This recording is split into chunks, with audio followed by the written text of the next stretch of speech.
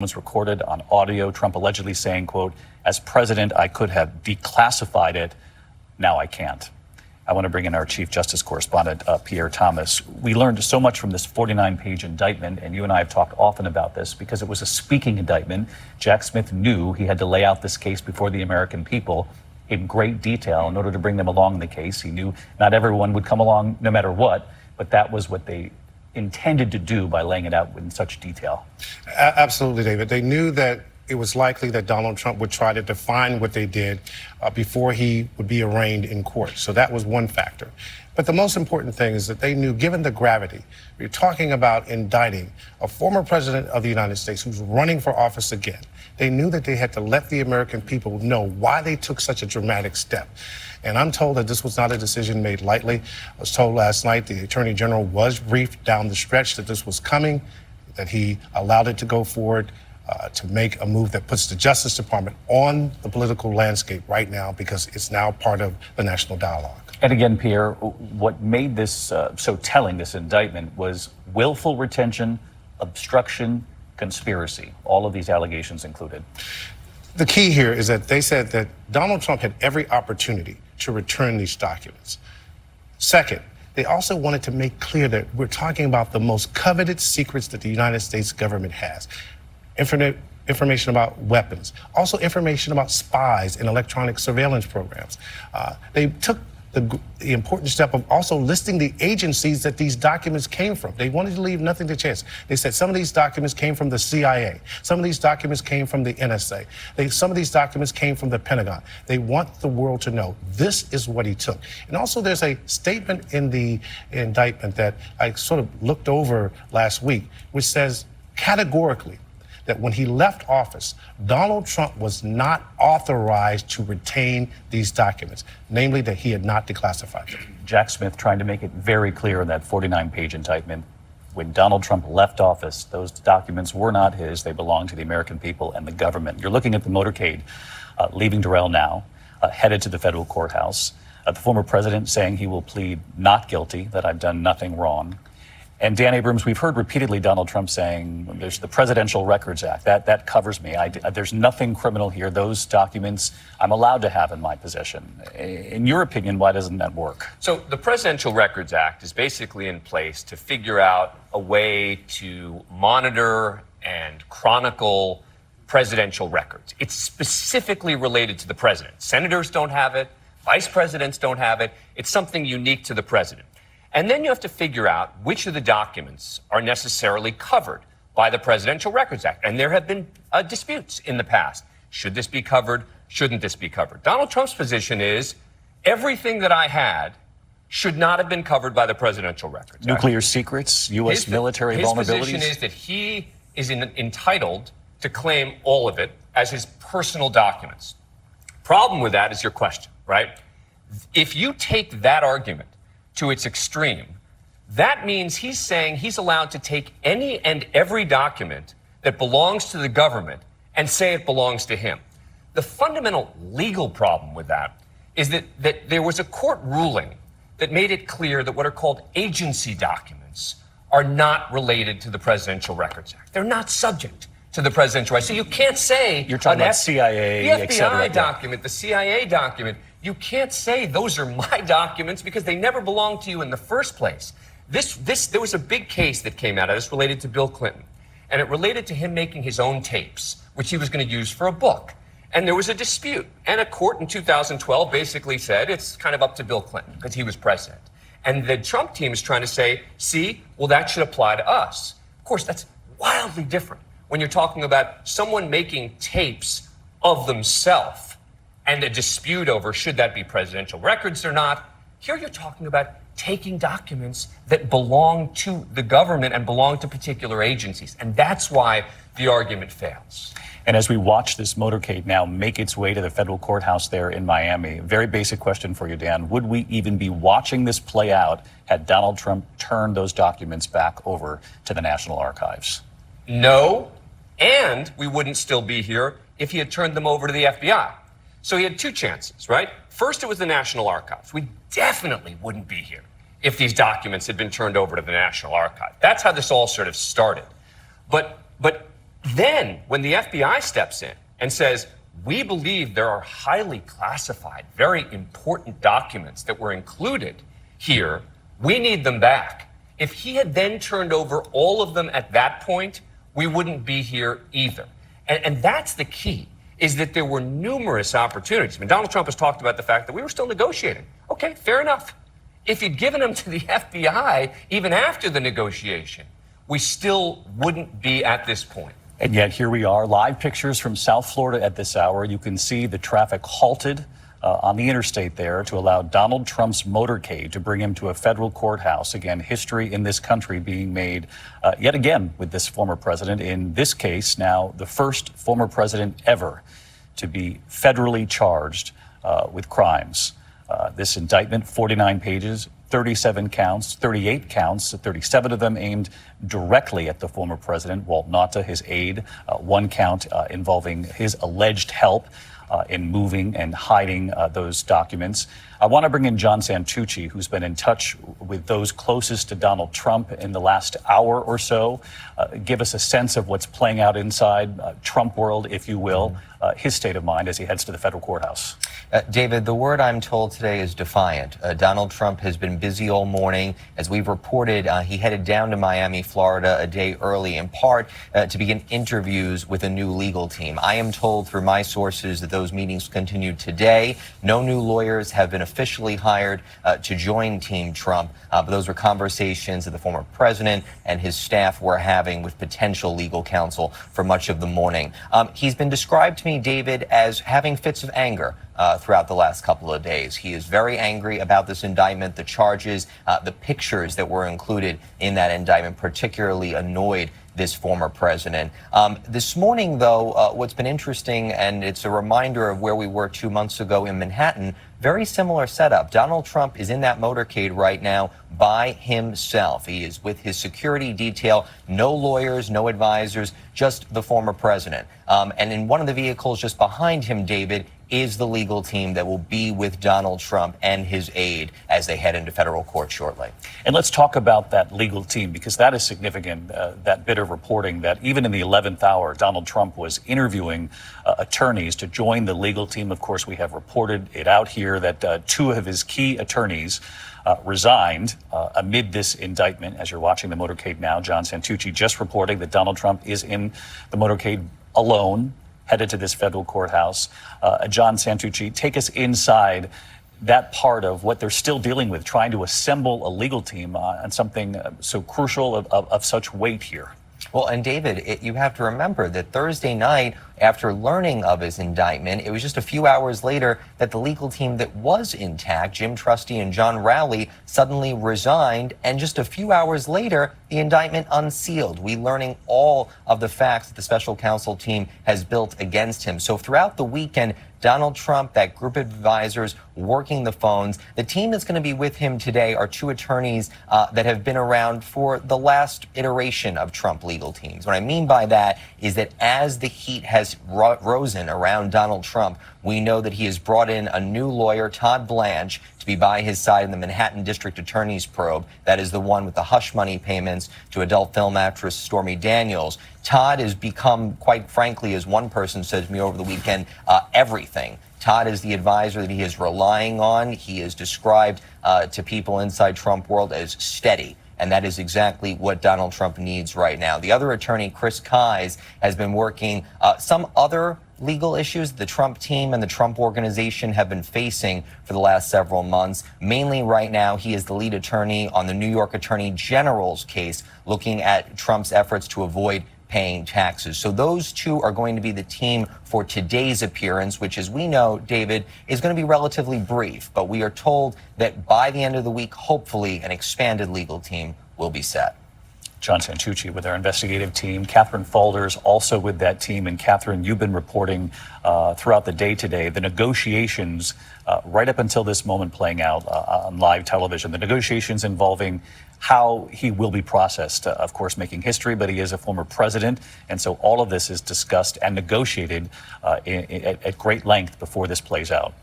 Yeah, there's always a back and forth between Trump's legal team and the government on what they believe is necessary here.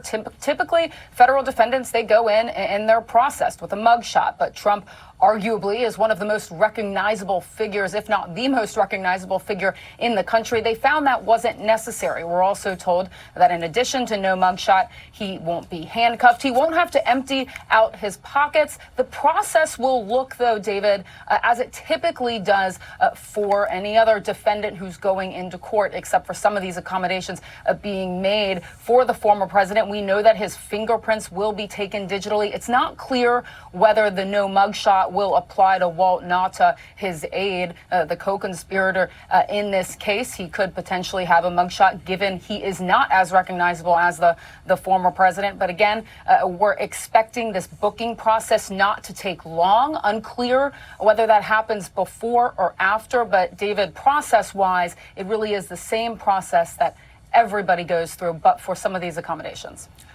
Catherine Falder's with us here today. Catherine, thanks as always. Our senior investigative reporter, Aaron Kotursky, is outside the federal courthouse, where, of course, the motorcade is taking the former president right now. Aaron, take us a little more through what will play out in that courthouse behind you. Once the former president arrives, David, he is going to be taken up to the 13th floor to stand before a federal magistrate and potentially enter a plea of not guilty to those 37 counts charging him with mishandling classified documents. And it is possible he is going to see several hundred of his supporters who have been out here for the last several hours as the time neared for the former president's arrival. And many of them are carrying flags. They're wearing costumes. We've heard a lot of music. There's been horn honking and whistling, and they are all sort of commingled in with members of the press. We've even seen the mayor of Miami commingled in this crowd.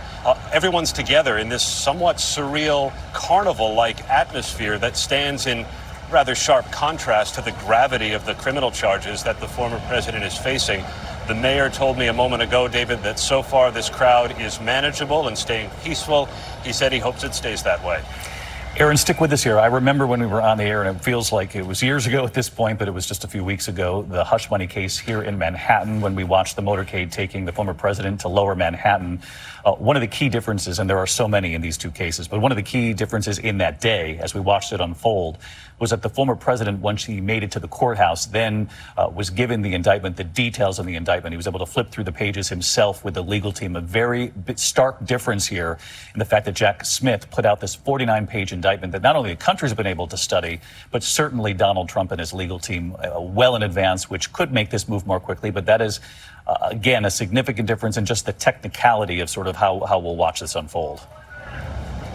And exactly what Special Counsel Jack Smith seemed to want when he made his public remarks. He urged the American public to read all 49 pages and decide for themselves the weight of the criminal charges that former President Trump is facing. You're right, David, because he does not have to go through some of the usual steps that one might do at an initial appearance.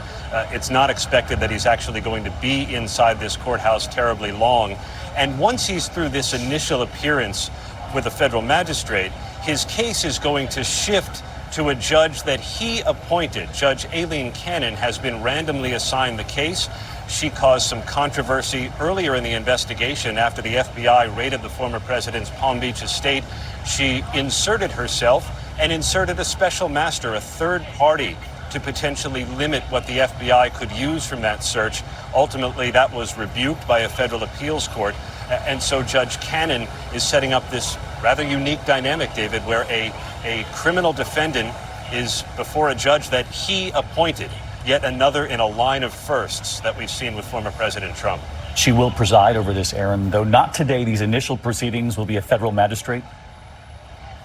That's right. Federal Magistrate Judge Jonathan Goodman is going to preside over this initial appearance and arraignment where we expect the former president to enter a not guilty plea to the 37 counts. He's a former reporter before he went to law school and did some criminal work in and around Miami and was appointed to the federal bench. He's known as a fairly straight shooter, not anyone who causes any controversy. He's also known for a sense of humor, but we're not going to see any of that because there are no cameras in federal court, David. You and I capitalized on that same part of his bio, the fact that he was a local newspaper reporter and now is the federal magistrate in a case that will certainly go into the history books as we watch it unfold today. I want to bring Preet Bharara, former U.S. Attorney, Southern District of New York, joining us for our coverage today. And Preet, if you would, take us into this federal courthouse. This obviously, we've talked about Aileen Cannon, who won't be there today, but what more can you tell me about Donald Trump's legal team? We know Todd Blanche, you have a bit of a history with. Yeah. So first of all, it's an extraordinary thing to see someone like the former president of the United States not have a fully formed ongoing legal team, especially because he's known that these charges might have been coming for a long time. Excuse me. Todd Blanche is now at the helm. I've known him for almost a quarter century. He was in the Southern District of New York with me, worked for me for a period of time. He's a smart lawyer. He's an honorable lawyer. He's a good lawyer. Lots and lots of people have fallen by the wayside because they fall out of favor with Donald Trump, and or, as we've seen in the case of Sidney Powell and Rudy Giuliani, their representations of Donald Trump have caused them ethical problems and sanctions. I don't know if Todd Blanche will last for a very long time. There's a sort of a revolving door with respect to Trump's lawyers, but he's a smart person, and obviously he's gained the former president's trust. But it is very significant that you would have a former president facing federal criminal charges, 37 counts, and not have a fully formed legal team. Yeah, look, ordinarily, in the legal firmament, if you have the opportunity to represent a sitting or former president of the United States, that's the sort of legal honor of a lifetime. Because it's an important job, because it gets a lot of attention, helps you get other clients. And we've seen in the past when presidents have gotten in trouble, including President Clinton back during the impeachment days, he had at his disposal, as you would expect, some of the best lawyers in the country. Donald Trump does not have that option because of the way he treats lawyers, sometimes reportedly doesn't pay his lawyers, doesn't listen to his lawyers. Look, part of the reason he's in all this mess right now is because of the kinds of things he said to his lawyers. Some of the witnesses at this trial, some of the most powerful evidence at the center of the indictment comes from his lawyers. So it's a sensitive representation, and you have to have a pretty strong will to be able to do it. And Preet, what do you make of the indictment laid out by Jack Smith? Obviously, we've reported at length, again, the granular detail of what they laid out for the American people. But what do you make of the case as they have presented it so far?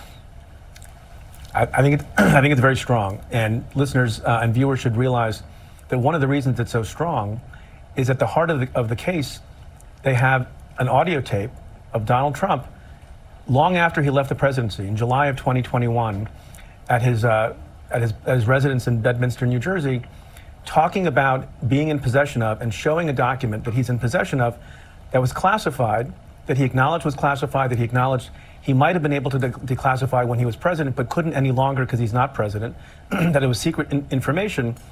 That goes to the heart of proving to the jury that Donald Trump was not mistaken, he was not merely reckless, but intentional and knowledgeable about the fact that there are procedures to follow to declassify things, and he was in violation of those rules and procedures.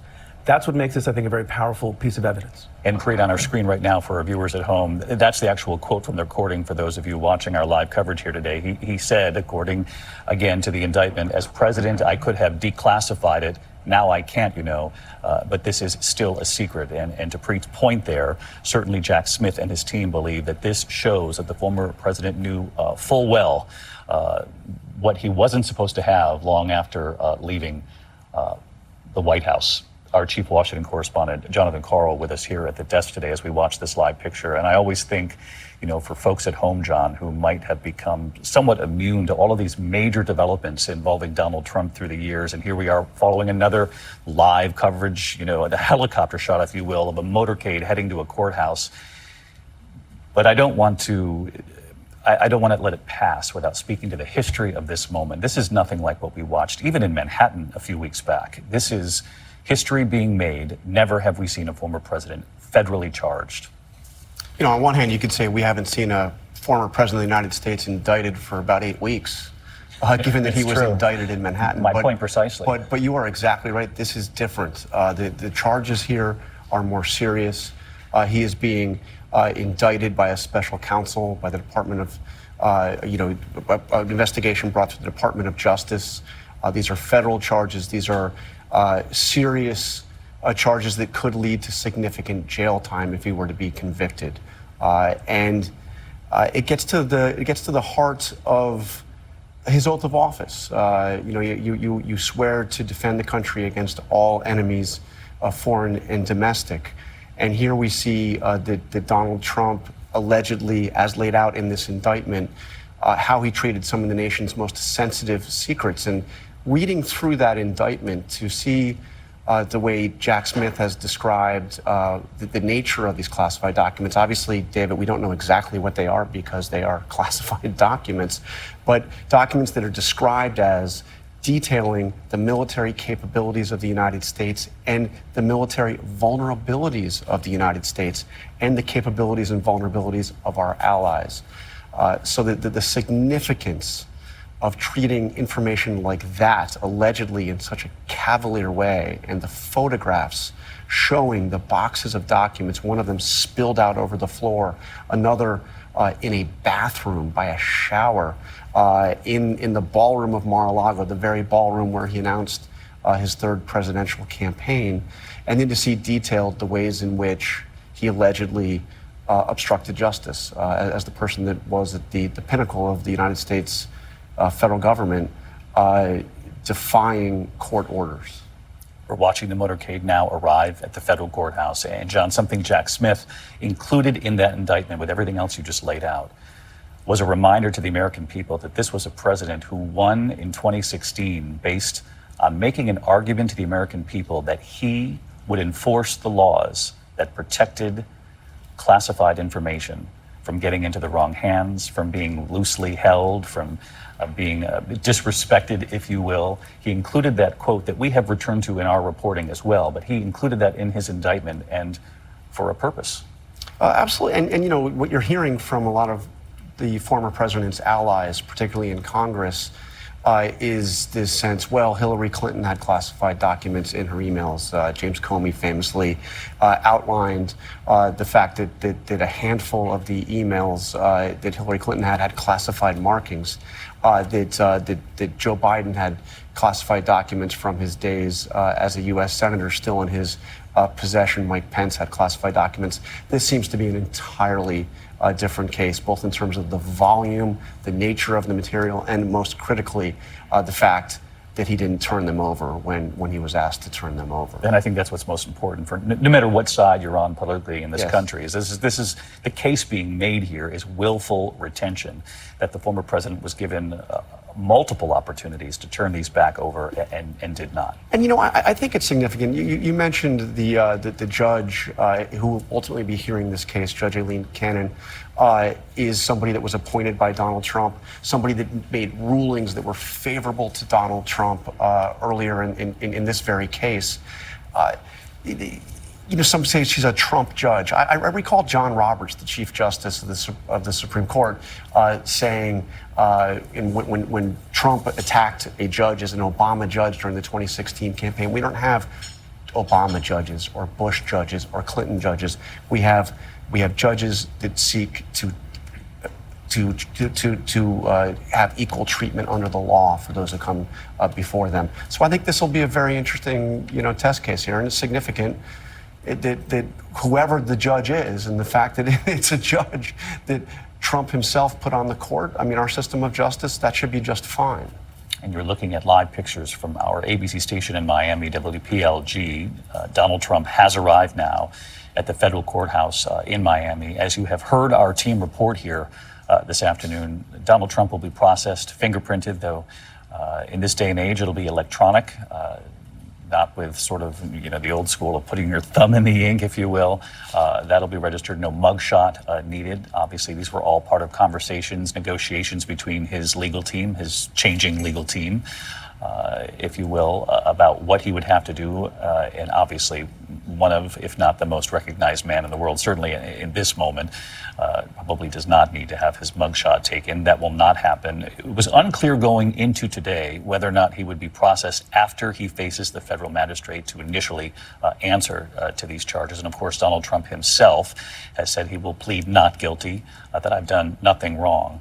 Live pictures now of the gathering outside. And you heard Aaron Kotursky report a little earlier. Donald Trump had asked his supporters around the country to protest, to show up in South Florida, to stand up for him. You can see the Trump flag flying there But as Aaron Katersky described it a short time ago, in his words, almost a carnival-like atmosphere, a mix of those for Donald Trump, those against Donald Trump, and sort of mixed in with the media presence there. Miami's mayor saying we'll be ready, law enforcement is ready, and you can see it in the pictures right there. Victor Kendo is on the ground in the crowd, and Victor, if you can hear us, describe, if you will, the atmosphere. Does the crowd recognize that Donald Trump is now in that building and has arrived? David, I can tell you right now that it feels almost like a party-like atmosphere right now. You can see all the people behind me here, a lot of flags in the air. Yes, people here were following the news updates. The majority of those are supporters, but you do have those on the other side as well, opposed to the former president. We saw one dressed in like a prison jumpsuit, and not too long ago, some of the president's supporters actually surrounded him. They swarmed him, and police had to step in, break it up, and make sure that that person was safe. But overall, David, I can tell you it has been peaceful out here, exactly what Miami police and the mayor were hoping for. A lot of police visible around where we are right now, but there's even more standing by, on the ready, close by, armored trucks, all of that as well. Keep in mind, here right in front of the courthouse, and just 2 blocks away is Miami Police headquarters. They're ready for whatever might come their way. It's tough to give you an estimate on the crowd size right now. It has been growing all morning long and into the afternoon. But as we heard from the mayor, he said it could be 5,000 up to 50,000. They are prepared. David? Victor Kendo reporting a party-like atmosphere, I think were his words. Aaron Katersky calling it carnival-like earlier. Again, as history unfolds in South Florida this afternoon. Former President Trump now inside, where he will, on the 13th floor, answer to this 37-count indictment. Those counts include willful retention of classified documents, and you've heard us go over just some of what the indictment lays out, though we don't know the full extent. But some of these classified documents involve U.S. Nuclear secrets, according to Jack Smith, U.S. potential vulnerabilities to military attack, how we would respond, vulnerabilities of our allies, among just some of the documents, and that audio recording that you heard Preet Bharara reference earlier, during which Donald Trump, long after leaving the White House, talked about how he had a classified document in his possession on his person at that moment, and saying essentially, I know I could have declassified this back when I was president. I can no longer do that. And again, I'm paraphrasing, but this is all part of this indictment, this case that Jack Smith has laid out before the American people. As we look at the live pictures here in South Florida, I want to bring in Sarah Isgur, who worked in the Justice Department during the Trump administration, the Bush administration as well. And Sarah, you know Jack Smith. What is his reputation? How does he operate? Because the American people have heard so little from him so far.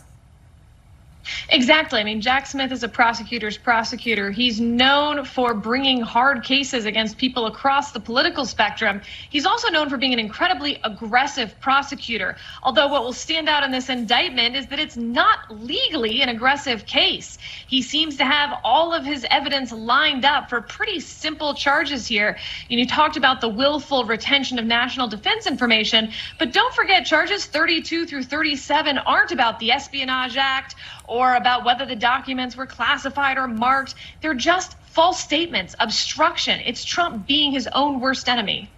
Really interesting, and a lot of people have talked about that. John Santucci had reported on that, Sarah, early in this, last week, in fact, that a number of those who were close to Donald Trump over the years, during the administration, they've characterized a lot of what you see in this indictment as unforced errors, that essentially Donald Trump did not need to be in this position. It reminds me a little of how the Mueller investigation wrapped up. In part 1 of Mueller's report, he said that there was not evidence to bring charges, for instance, against Trump or his campaign related to Russian interference in the campaign. However, part 2 was obstruction. It was once again Trump getting in his own way. And those recordings, the text messages between staff that we're seeing in this indictment, are textbook Trump getting in his own way. Kate Shaw, our legal analyst, professor of constitutional law. And Kate, so many eyes on Jack Smith when he did come before the cameras, essentially aware of the vacuum that would have existed, the political discourse that would have filled that vacuum had he not come before the American people. not only with the 49-page indictment, but to at least address the cameras for that brief moment. And it was telling what he said and what he didn't say. And he talked about presumed innocence here, trying to depoliticize what he knows has already been politicized in this country. Yeah, I was very curious about whether he was going to speak directly to the public or just let the indictment speak for itself. I think it is important, and I also think it was correct for him to have kept it very short. So he spoke only for a few minutes. He emphasized the important bedrock constitutional principle of a presumption of innocence, and that presumption applies with full force to the former president. And he also emphasized some players who are not really in the indictment, but for him are clearly front of mind. The intelligence and defense officials who toil day in and day out, protecting our secrets, working to advance the national interest, essentially suggesting that their kind of jobs and they're sort of at stake in many respects when classified information is, as alleged in the indictment, treated as cavalierly as it was here. So those are players who I think are very front of mind for this longtime federal prosecutor, Jack Smith. And those are, the folks that I think he wanted the American public to remember when trying to understand the story told in the indictment. And Jack Smith himself, from upstate New York, he went to SUNY Oneonta and then on to Harvard Law. This is a man who grew up in upstate New York, in Clay, New York, if my reading is correct. But he's been tested in the International Court of Law. He has tried some cases at the global level. So this is a prosecutor who has significant experience in the federal system in the United States, but was also a prosecutor in The Hague investigating high-level war crimes. So this is someone who has worked, around and against foreign leaders and essentially investigating misconduct with the kind of highest possible human stakes at the United States federal government level, but also at the international level. I'm not sure there's anyone who has quite the bio that Jack Smith has in terms of this particular case that he is now bringing. And Dan Abrams, he certainly knows the weight of this moment. Jack Smith does. Oh, no doubt about it. And I think this goes back to something that Pierre was talking about the speaking indictment, right? He knew not just that he had to put the details in the indictment, but when does that get released? Think about it. If we were still waiting at this moment for the details of that indictment, if we still didn't know them, right? If we still knew, well, there are roughly 7 categories, roughly 7+ charges, which is what we knew at the outset. Sounds like what I was saying the night before. Yeah, no, that's right. That's right. That's all we knew, yeah, that is, right, at that point. That could be all we know today, and it would have created a vacuum, and an important one in the country, where for the last 4 days, people would have been talking about a case where we knew nothing. I mean, one of the things that we talked about is I needed to wait to see the details of the indictment before telling you how strong a case it is. Now we've seen the details. That's the problem for the former president. It's when you do read the indictment, as Jack Smith has asked that everyone do, when you see the types of documents, when you see the conduct, when you see the number of opportunities he had to correct it, that's the problem. That's the power of the case. And that is one of the extraordinary things about this indictment is that for once we did not need Dan Abrams and Kate Shaw to understand it. He actually wrote it in a way basically to lay out the case for the American people.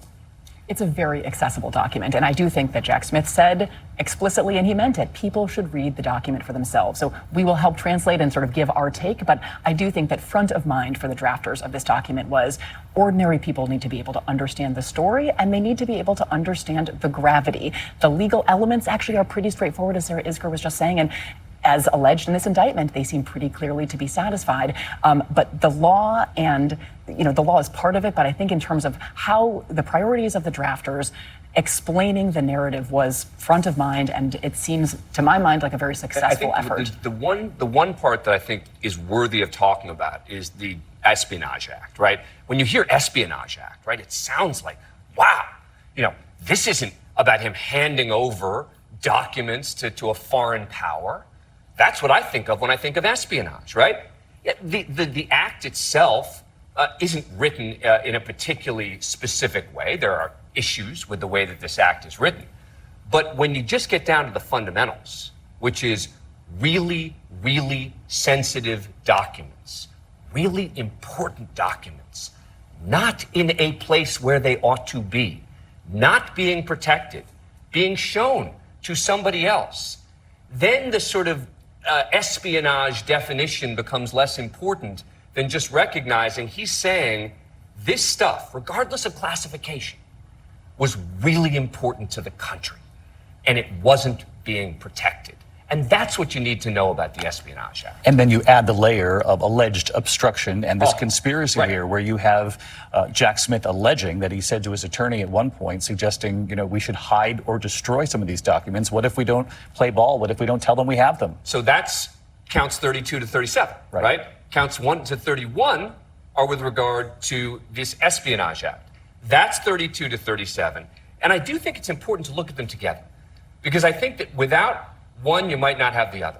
Meaning, if these documents were just sort of technically classified documents that weren't that big a deal, I don't know that we'd see this case. Even with the obstruction, I don't know that we would see it. I think that they might have used their discretion and said, yeah, I know, they're technically classified. Yes, he wasn't helpful. Yes, he didn't turn it over to the FBI.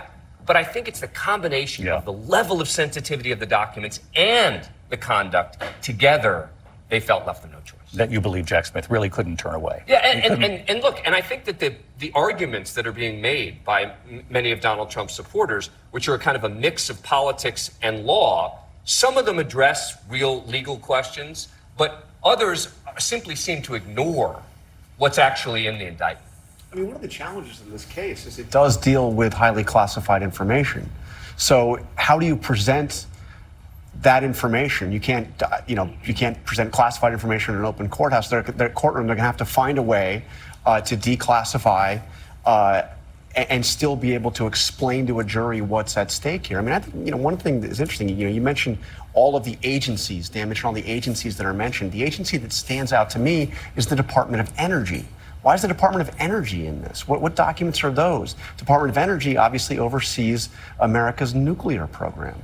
And nuclear secrets are inherently classified. It's actually the one area of classification the president doesn't have the power to declassify.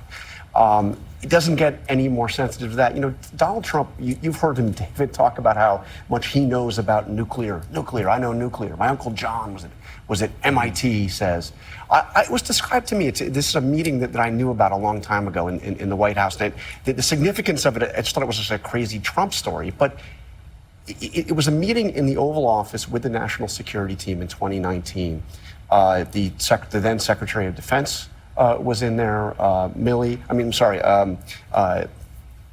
Mattis, the chairman of the Joint Chiefs, was in there. Dunford, and it was just a budget meeting for the Pentagon, and the issue of some issue with the nuclear program came up, and Trump started going off. I know more about nuclear than all of you people. I know more than all you people combined. And it makes you wonder, why did he want those documents? Well, one of the first things after he gave his inaugural speech in that interview at the White House when we were walking to the Oval Office was talking about the nuclear codes and whether or not he was comfortable with the weight of that part of the job. And he wanted to make it very clear to me. From the beginning of the job. From the very beginning. Yes. I want to bring in John Santucci because it's been about 10 minutes now that the former president has been inside the federal courthouse. We knew at the time that we would not see this play out in front of the cameras. There are no cameras in federal court. We know a lot about what is happening, though. But before we even get to that, John, the former president sent out a message as this was unfolding.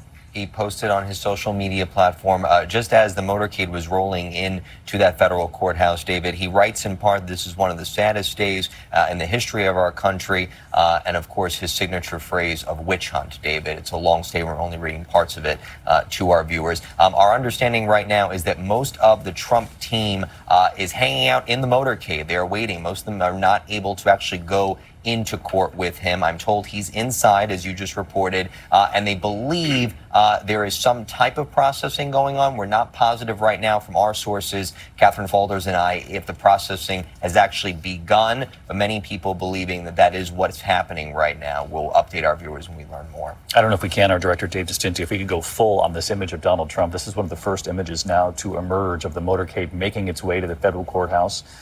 Donald Trump obviously gesturing to the people who did gather there, though we know the numbers are not as large as he likely would have hoped to have seen. And they're mixed. We know there are people there who are both supportive of the former president and those who are there against the former president. And they're sort of commingling with the media landscape that has sort of cropped up over the last couple of days in anticipation of what we all know is history being made here in South Florida today. I wanted to ask Preet Bharara, if we could, again, former U.S. Attorney, SDNY, Southern District of New York, how significant, Preet, you believe it is that this is the venue here, that we are in South Florida and not in the District of Columbia? So people have been speculating about that because a lot of the investigative process, some of the rulings in the case that allowed the admission of testimony and documents from Donald Trump's own lawyers, all of that litigation, or much of it, happened in D.C. And I think there's good reason to believe that you could have brought at least portions of the case in D.C., but you have a second defendant here, Walt Nauta, his valet, and I think most of his conduct took place in the Southern District of Florida. There may be other reasons why, as a legal matter, the government felt that it was best to bring it in the Southern District of Florida. And also, quite frankly, I don't know if this was part of their conscious thinking or not, allows them to forestall the objection that they tried to bring a case in a venue that might have had more anti-Trump folks on the jury or in the jury pool than pro-Trump folks. It'll be hard to argue in any way that Donald Trump was railroaded by some witch hunt if they bring the case, basically near his residence in the Southern District of Florida, and it's presided over by a judge he himself appointed, and who, as we've talked about already on the program, ruled in his favor, some think in a biased way. So at the end of the day, if they get a conviction, by playing by all the rules and also in ways and places and with personnel that are familiar with Trump and favorable to Trump, it's hard to complain. Preet, thank you. We're going to come back to this point, how all of those calculations here, putting this in Southern Florida, perhaps with a jury pool that might be slightly more sympathetic to Donald Trump, and again, with a judge who has ruled in favor of Trump before, appointed by Trump, that doing this way could actually insulate the special counsel somewhat later on if the special counsel gets a conviction here, that this was done in a fair manner, as fair as possible. Again, we'll come back to that point because we're learning Donald Trump has now been booked officially. John Santucci. David, we're learning from a law enforcement source that ABC News just spoke with that the booking process for former President Trump and his aide, Walt Nauta, was just completed at that federal courthouse. Our understanding, David, that within just a couple of minutes, it's expected that they could be entering that courtroom and proceedings could shortly begin before that magistrate judge. Aaron Katursky on the ground there outside the federal courthouse. So take us through what's expected to play out on the 13th floor of that federal building. As soon as the former president enters courtroom 3 on the 13th floor, he will stand before federal magistrate Jonathan Goodman. And it will be the second time in 2 months, David, that he is the one who is forced to stand when the judge enters the room, as opposed to the other way around, what he might have been accustomed to from his days as president. There, he will, it's expected, enter a plea of not guilty. And from there, the procedure is relatively quick, and it will touch off the beginning of what could be a very long prosecution. The initial appearance ordinarily may take a little bit longer to go through some preliminary information about the indictment, but because it had already been unsealed, he can dispense with all of that. As soon as he leaves court, he may well encounter this crowd of supporters and opponents who've been honking horns, blaring music, blowing whistles, and I'm just stunned, David, by the atmosphere outside versus the gravity of what's going on inside. And it's a process that the former president may encounter potentially twice more, because there are 2 more ongoing criminal investigations that may yet result in charges against the former president. In fact, even as the special counsel was and his team bringing the case here, other members of the special counsel's team are back in Washington taking testimony before a grand jury related to the January 6th investigation. The unflappable Aaron Katursky, as always, competing against the horns and that carnival-like atmosphere you described earlier. Maybe they heard his reporting and wanted to make themselves known. Courtroom 3 there in the federal building. On the 13th floor, again, the federal magistrate Jonathan Goodman presiding over today. We know Aileen Cannon will take the case from here. She's been assigned to this, and as you heard Preet Bharara mentioning a moment ago, she is not only a judge who's been appointed by Donald Trump, but she has ruled along the way in cases affecting Donald Trump in recent months and in Trump's favor. And Dan Abrams, to this point that Preet was making, that potentially by doing this and by taking the case to Southern Florida, go ahead, Mark. we're seeing right here is a spokesperson for Donald Trump expected to take a position in front of the cameras. That's Mark Burstein, our producer, telling me that that was about to happen. And if it does, we'll certainly go to her right away. Again, we're expecting to hear from a member of Trump's team here. Let's listen. I don't see her on frame. There she is. Let's listen. 20 seconds. Come on, guys.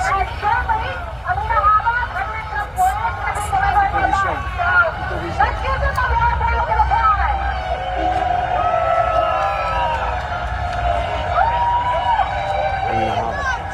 Hey, how far back do you want to go back?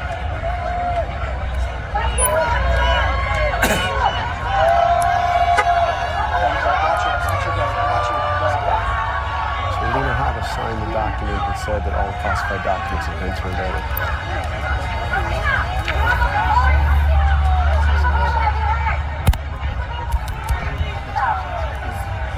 Go ahead, Kieran. Unless you need criminal suspect. We're going to go right on these John two Carl, tell blocks, us a little 1 more and 2. about who we're looking at here.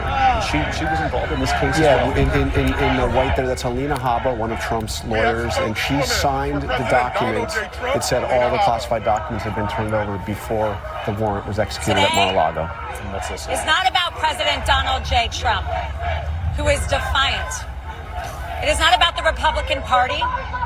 It is not about the 2024 election. It is about the destruction of the long-standing American principles that have set this country apart for so long. In recent years, we have seen the rise of politically motivated prosecutors who don't care for impartiality, who don't care for due process or equal protection of laws.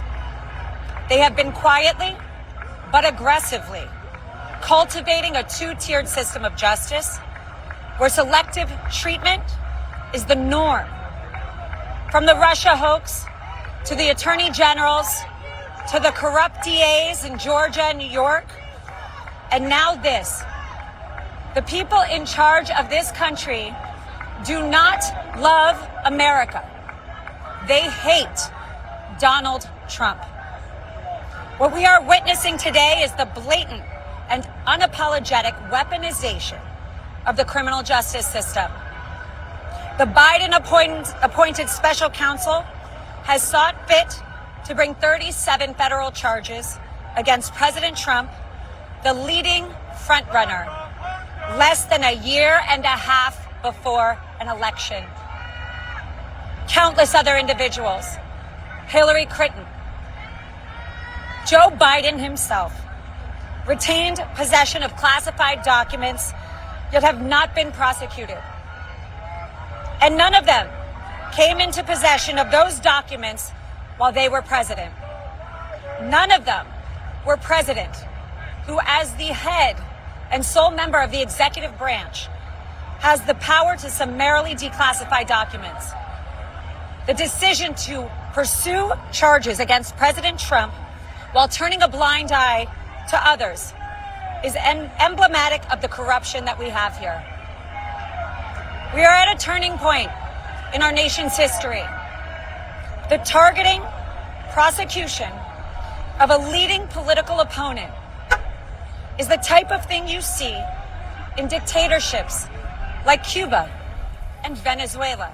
Alina Habba, spokesperson for It is President Trump, who commonplace is there inside for that rival candidates federal to be courthouse, prosecuted, 13th floor, set to appear before a federal magistrate, and quite telling there, Dan. And you would expect, obviously, that there would be a public defense of a former president, especially now that he's running for the White House. And we'll get into all of that, the ramifications here. But we didn't hear one sort of answer there or defense of the actual charges in the indictment. Right. It's just sort of broad attacks on the fact that this prosecution is occurring. And, you know, one of the common refrains has been, what about Joe Biden? What about Joe Biden's documents? Well, there is a special counsel who was appointed, who is a Republican, who was appointed by Donald Trump, Robert Hur, as a U.S. attorney. He is currently investigating Joe Biden. If the goal is make sure that there's equal justice, what you do is you appoint a special counsel for Joe Biden and you appoint a special counsel for Donald Trump. Now, some people thought that there shouldn't even be a special counsel for Biden because there wasn't enough evidence. But the Attorney General sort of went the extra mile and appointed a special counsel in that context. So that's one thing. The second thing that very few people talk about is this claim of the politicization of the Justice Department, that Attorney General Garland is sort of out to get Trump. This Department of Justice has stepped in on two cases over the objection of many on the left and defended Donald Trump. In the E. Jean Carroll case, the case of the woman who accused him of rape and defamation, this Department of Justice, Merrick Garland, stepped in to defend Donald Trump.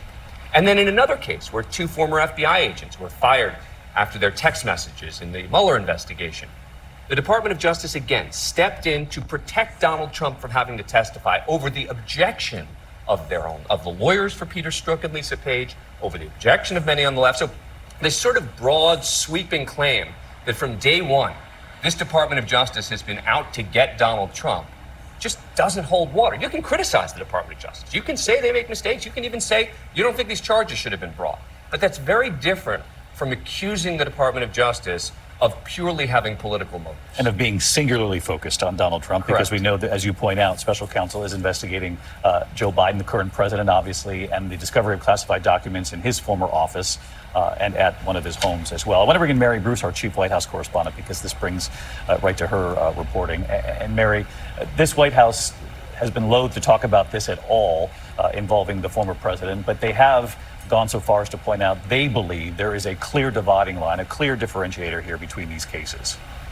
Yeah, this president and this White House really don't want anything to do with commenting on this indictment. Again, I can tell you the White House briefing is going on right now. And again, the press secretary is not answering any questions about this because they are well aware that the Trump team and Trump supporters are making this argument that this is all somehow politically motivated. This president has vowed to protect the independence of the Justice Department, and he simply doesn't want to say anything that could be seen as trying to call into question the integrity of this investigation or doing anything that could add fuel to the claims by Trump and his supporters. And they, of course, have gone really out of their way to note the differences between these cases, and they are stark. And most notably in how both Biden and Trump acted and responded when it was called to their attention that they were inappropriately holding on to these documents.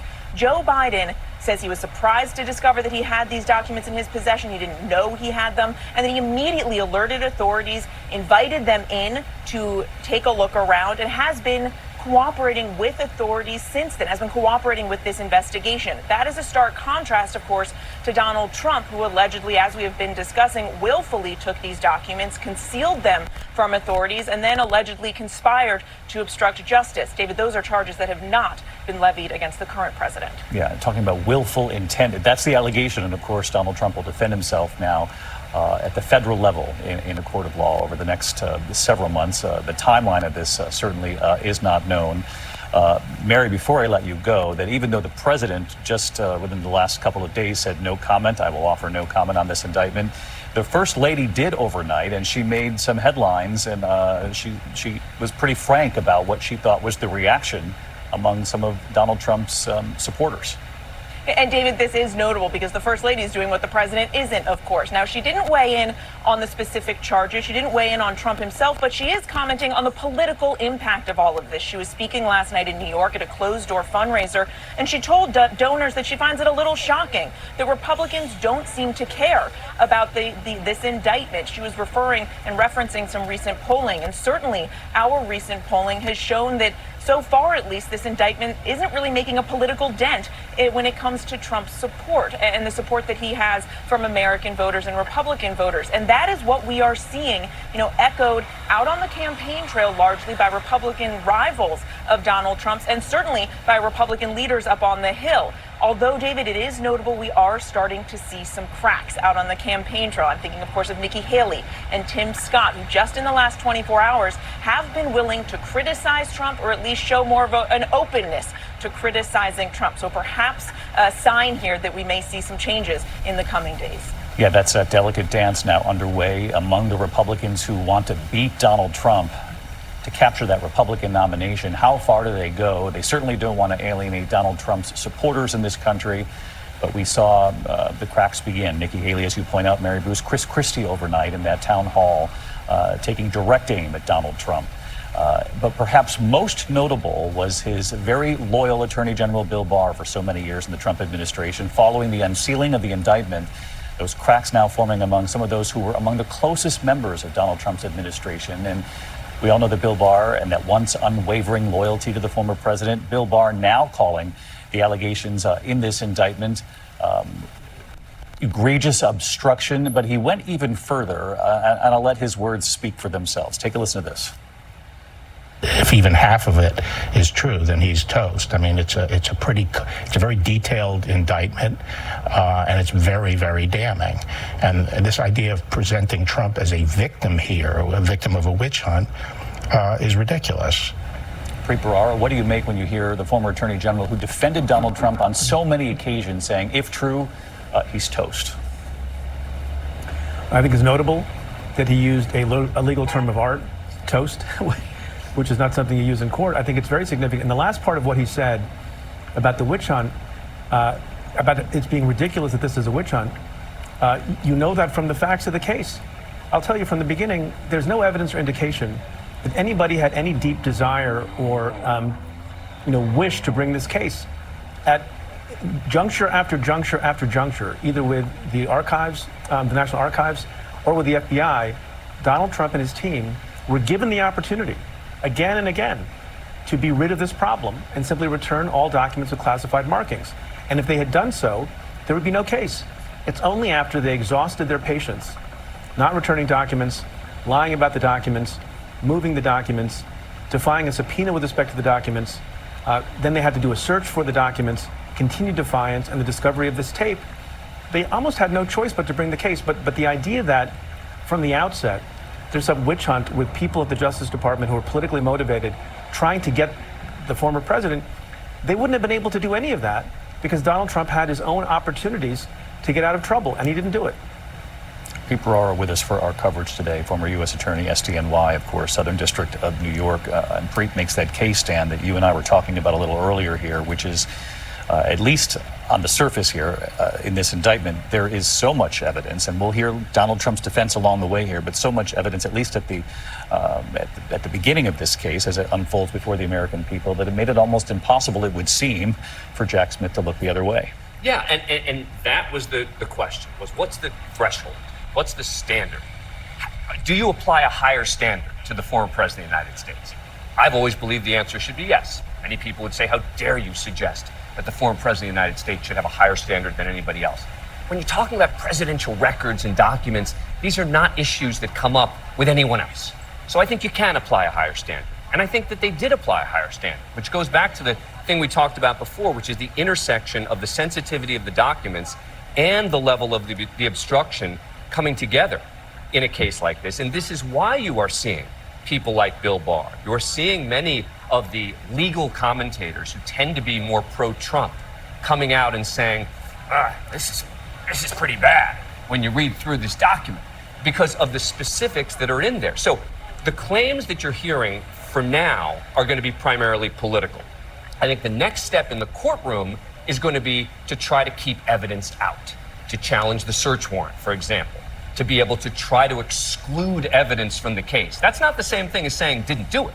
That's saying let's not admit it into evidence. And so this is where that interesting mix of politics meets law comes into play. And again, to your point, I remember sitting down with Mike Pence a few months back in his Indiana home, and all of the headlines about the Mar-a-Lago discovery, the classified documents, certainly in the news, I felt I had to ask him about it. And one of the things I asked Mike Pence was, as we sit here in your Indiana home, did you take any documents with you when he left the White House? And we just read his face. You remember the moment in the interview where he smiled for a moment and said no. And then he went on to say, I don't believe any president or leader of that stature should take classified documents with them. Now, I bring this up not because it's my interview, but because a short time after we learned there were documents in that Indiana home, and Mike Pence came out and said it was wrong, it was a mistake. I turned them over as soon as we discovered this. And again, that's President Biden's defense right now, is that I also was not aware, turned them over right away when I discovered these documents. Again, this is very different what's been laid out by Jack Smith. As a legal matter, we don't charge people for making a mistake when it comes to taking home a document. The goal is not to punish people for a mistake. The question becomes, when does it develop that corrupt intent, is the broadest way to describe it. That was the challenge in the Hillary Clinton investigation. That is what James Comey was struggling with.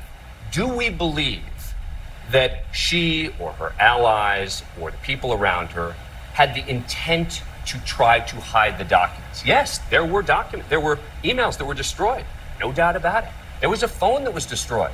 And some people say, well, that in and of itself should say, well, that's the same thing. No, they investigated and did not believe that the intention was to hide it from federal investigators. They instead, this was a personal server, they're allowed to delete personal emails, etc. That was what, in the end, they concluded was the intention. So when you're talking about the law, what is going on in someone's mind is critical. Intention. And that's the key difference here between what we saw with Mike Pence, which was clearly no intention, and that's why he's not getting charged, versus this case, where it was clearly intended to hide it from federal prosecutors if everything in that indictment is true. Let's bring in Terry Moran on this notion of intent, because it is significant, and it is, again, one of these lines in the sand here differentiating some of these cases, Terry. Absolutely. It is the reason that Hillary Clinton, as you've been pointing out, wasn't charged in that case. It's because James Comey said in that statement just a few days before the election that may have helped elect Donald Trump. He said that all the cases that he had looked at where the Espionage Act, retention of classified material was involved, he saw a combination in those cases of clearly intentional and willful mishandling of information or vast quantities of materials exposed in such a way to support an inference of intentional misconduct or efforts to obstruct justice. We do not see those things here. And if you remember, Comey concluded by saying that no reasonable prosecutor would bring such a case. Trump didn't like that, if you recall. He wanted to lock her up. And he asked his hand-picked FBI director and his attorney general to take another look at the case, and they couldn't make a case, primarily because it wasn't willful, that there was no criminal intent there. And so the cases are different, but the president is a different person. No man is above the law or below it, but the president represents all the people, is the only officer of the government who does so, and through our history is treated differently a bit. Look at how Gerald Ford anguished over pardoning President Nixon. He eventually decided to do so to spare the country the trauma that people are concerned about right now. I look at the people outside the courthouse there, the flags, the lock 'em up sign, the Trump banners, and one wonders just how representative they are of the 330 million other people who aren't in front of the courthouse. My hunch is that the country's still a law and order country. There'll be fierce partisans on the Republican side who won't accept any of this evidence, fierce partisans on the Democratic side who want to see him locked up for whatever. But most people are in the middle, and they'll listen to the evidence. The justice system here is being tested.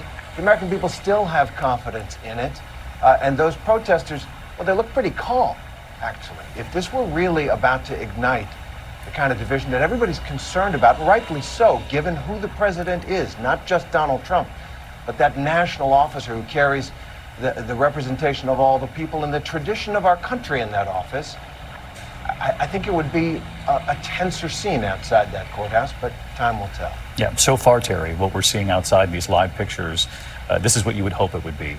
Peaceful demonstration and really a representation there of people at both ends of the political spectrum in this country. I was struck by Alina Habba coming out before the cameras, speaking on Donald Trump's behalf as he's in the federal courthouse to face this indictment, this 37-count indictment against him.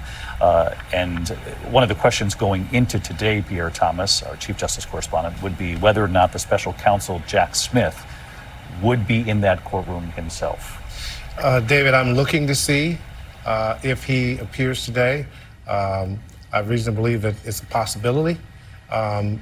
He had considered, I believe, going down to support his staff who have been investigating the case, And also, if he does appear, it will be a clear signal that this is the case I brought. I'm willing to stand in the court as you're being processed and arraigned. The other thing that really strikes me, David, about this, we were talking about Bill Barr a moment ago. Bill Barr is an attorney general who has come full circle in this regard. He felt that Donald Trump was a victim in terms of how the investigation into Russia was launched. He was very skeptical of the intelligence community. He was very skeptical, quite frankly, of the FBI. So to see him now say Trump cannot be seen as a victim speaks to, in part, one particular notion I know of, having covered law enforcement for 30 years now. On the issue of national defense, on the issue of classified documents, they are extremely strict on this issue. They put people in jail all the time. There's a Air Force official who was recently convicted, who's now facing years for taking classified documents home willfully. So this is an issue that they are extremely serious about, in part because it involves national security and national defense. And I think that's one of the reasons why you still see Bill Barr be so strident about his position on this. Well, it's extraordinary when you think Bill Barr was the Attorney General who was so critiqued by the left and by Democrats in the country who accused him of holding on to the findings of the Mueller report so that he could then define the narrative much more in favor of President Trump at the time. And now it's a former Attorney General, John Carl, who says, if true, if this indictment is true, he's toast. I mean, look, Bill Barr is somebody who still talks about the Russia investigation as a hoax and a witch hunt. He echoes Donald Trump on that point, and he's been roundly criticized by Democrats for that. But it gives him some credibility with those that are rallying around Trump right now. This is not somebody who is inclined to go after Donald Trump. This is somebody who has defended him when many others refused to defend him. So it carries great weight. We mentioned Jack Smith and whether or not he's at this case. One thing is, he's a busy guy. He's got another case he's investigating. I mean, the January 6th investigation is the other half of his brief here. And in some ways, a more complicated and far-reaching investigation than this one. And don't forget, he is subpoenaed all the way up to the vice president, the former vice president, Mike Pence in that case. That case is still pending. Very important to point out to people watching that there could still be more coming from this special counsel. There could be a whole nother, I mean, he's got a massive investigation, I guess bigger than this one that he's dealing with. And don't forget there's the investigation out of Georgia, Fulton County, and that's Georgia. The investigation, the January 6th investigation that wouldn't have happened if it weren't for the classified documents. Meaning, you can say maybe it would have happened. But when the special counsel was appointed, it came in the wake of the classified documents issue. Yep. And up to that point, there was a serious reluctance on the part of the Department of Justice to move forward with anything January 6th related. It was this case that led to the special counsel broadening his scope, and as a result, you now have 2 investigations, 2 grand juries, and bigger problems. And playing out against the backdrop of a presidential campaign. So one thing I keep coming back to that we've discussed, David, is how does the legal calendar correspond with the political calendar? We know the New York case, the Manhattan DA case, the trial date is set for March 24th. That's in the middle of the Republican primaries. When is this going to happen? We don't have dates yet. We know that Jack Smith has said he wants to move quickly. Presumably that would mean get to trial before the end of this year. Is that feasible? Can that happen? When does the January 6th play out? I mean, of all the things that are entirely unprecedented here, former president being convicted and all of that, the real thing is the fact that he is the leading candidate for the Republican Party in the upcoming election. And David, the Attorney General took a lot of criticism. Merrick Garland took some criticism for not being seen as aggressive enough on January 6th. For holding off. Yeah, for holding off. And the documents thing, I am really told by multiple sources, was the thing that they said we simply cannot look in the other direction. He's just made it too difficult to do that. John Carl just made a point, Kate Shaw, that I want to take to you. He said, Jack Smith wants to move very quickly on this. But again, he's just part of the equation in that courtroom. You have Aileen Cannon, the judge, and you also have Donald Trump himself and his legal team. And the calculation that they will make, not the judge, but Donald Trump and his team, about how quick or how slowly they would like this to play out before the American people, particularly as he's running for re-election? Yeah. Well, it seems pretty clear to me they're going to want this to play out as slowly as possible. They do not want to see a trial by the end of the year. I think they would prefer to slow walk this instead of the election. I mean, maybe I suppose if he's confident he can get an acquittal, but I imagine slow walking is going to be the strategy. And so here I think it's going to matter a lot, sort of how the kind of tempo and tenor of the Judge Cannon, not the judge we're going to have, who's presiding today, but who will actually preside over the trial. And she's going to have a lot of power, either to kind of acquiesce if Smith's team says we've got to move this expeditiously, or to essentially allow Trump's team to really slow walk matters, take a lot of time with motions to get evidence thrown out, to argue that the conversations with Trump's lawyers should never have been part of this charging document. All of that is off limits. Some of the documents are improper. So you could see a lot of pretrial litigation along those lines, and Cannon's going to have a lot of control over the timeline. And there I think we'll see, John, you said earlier, we shouldn't have any doubt about her fairness or impartiality just because she was appointed by Trump. I think that's 100% correct. But I do think that there are some questions. Her prior conduct, not in this particular case, but a predecessor dispute where Trump filed a civil lawsuit trying to object to the FBI's seizure of these documents. And her rulings in that case were really striking in how solicitous of and protective of the former president they were. And she was rebuked pretty sharply by a panel of the very conservative 11th Circuit. So I think that we're going to have to wait and see what her disposition is here. But a lot is going to turn on her when we're kind of trying to think about what the calendar might look like. And you touched on this here a moment ago. In addition to the calendar, because she'll hear the case made by Jack Smith to move this along as quickly as possible so that the American people can then decide for themselves with whatever a jury finds in the end. You'll have Donald Trump's team, we presume here, that will make the case to move more slowly, right? And as he tries to get elected president for a second time. But in the middle there, as this plays out, she'll also play a major role, obviously, in deciding which evidence is presented to that jury. Which evidence? And there are all these hard questions about classified information and how you try a case where these classified documents are so central. So there's a federal statute called the Classified Information Procedures Act that sets forth these procedures so that you can basically give defendants the right to see and respond to the documents, but also protect the secrets in those documents.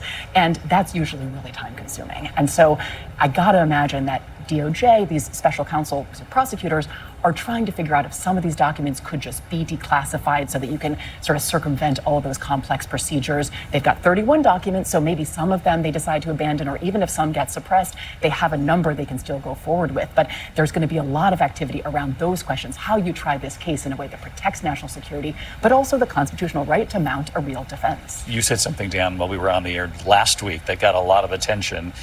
You said Donald Trump will clearly try to slow down the timeline here. He'll try to get elected president for a second time, and he'll make this go away. Yeah. I mean, look, if this case isn't finished by the time that Donald Trump is elected, I don't think it's any question that he can figure out a way to make it go away. This federal case, as distinguished from New York and Georgia, which are state cases. And as a result, if you're Donald Trump, A, why do you want a public hearing, which is, a lot of it is going to be bad. I mean, even if he's got strong defenses, a lot of the allegations are going to be negative. They're going to be ugly and embarrassing. Why do you want that? And more importantly, why do you want to potentially leave it up to a jury as to whether he gets convicted when he could wait until the election, hope he gets elected, and then figure out a way to get rid of the case? So is there really any debate about the timeline strategy on the side of Donald Trump here? No, there's none. I mean, Donald Trump will say he wants to move this case as quickly as possible, right? All defense, not just Donald Trump, defendants, their lawyers always claim, A, that their client wants to testify, and B, that they want to get the case to trial as quickly as possible. And a lot of the time, neither one are true. But you see it in case after case. So you're going to see him saying that he wants to have it quick, but there's no doubt that he's going to want to try and slow roll this. And that's where Kate's absolutely right, where the judge is going to have enormous power there. I mean, the judge doesn't actually decide the verdict, but as a legal matter, the judge could even dismiss the charges. The judge could at some point, the defense could say, we'd like to make a motion after the prosecution's evidence is in, and the judge can dismiss the case as a matter of law. So that's the sort of worst case scenario for Jack Smith. But up until that point, she's going to have enormous power, jury selection, deciding which jurors can make it onto the jury, which ones don't, the timing, which evidence comes in, which doesn't, a lot of critical issues. You know, when we've covered Donald Trump long before he became president in this country, and he's famous for this in all of the legal threats and peril along the way, stall tactics, delaying. And again, we can't overstate that delaying in this case, in this particular case, is very, very significant. He faces the biggest legal peril of his life right now. That we're talking about potential prison time here, and we can get into the conversation about whether a Republican or even a Democratic president would pardon him one day, but I don't want to get too far ahead of ourselves here. But of course, he would want to slow down this timeline and work even harder to become president again. Right. He's a great litigant. I mean, he's been involved in a lot of litigation. He knows how to do this stuff. He's not a great client, but he's a great litigant. And so he knows this game, not necessarily with regard to criminal charges, it's in the civil context, but I think he's going to be leading that effort to delay, because that delay is not just a legal decision. It goes back to Jonathan's point. It's an intersection of politics and law. He's got to think about, where are we going to be in the campaign? Is there any political advantage to having this out there? And I can't see a single political advantage to him in having this case tried before the election. Pre-Parara, do you agree with that? Yeah, completely, 100%. And further to what Dan has been saying, there may be all sorts of ideas that Donald Trump has in his head, including the idea with respect to any federal charges, the one that we are now talking about today, and maybe a future one with respect to January 6th, that he can appoint an attorney general and other leadership at the Department of Justice to reach down, and if the case is not yet concluded, get rid of the case. I mean, this is one of the criticisms that a lot of people made of Bill Barr with respect to the sentencing of Roger Stone and with respect to the involvement in the case with respect to that general, right? Just get a new person in charge to replace Merrick Garland and have that person do my bidding. And we know in a second Trump term, he's going to have all sorts of stooges at the heads of these agencies. And the other thing you might be thinking about, which I think is a long shot according to most legal experts, is maybe he becomes president and he thinks he can pardon himself. This issue came up from time to time and was speculated about when he was investigated previously, both with respect to Bob Mueller and some other instances.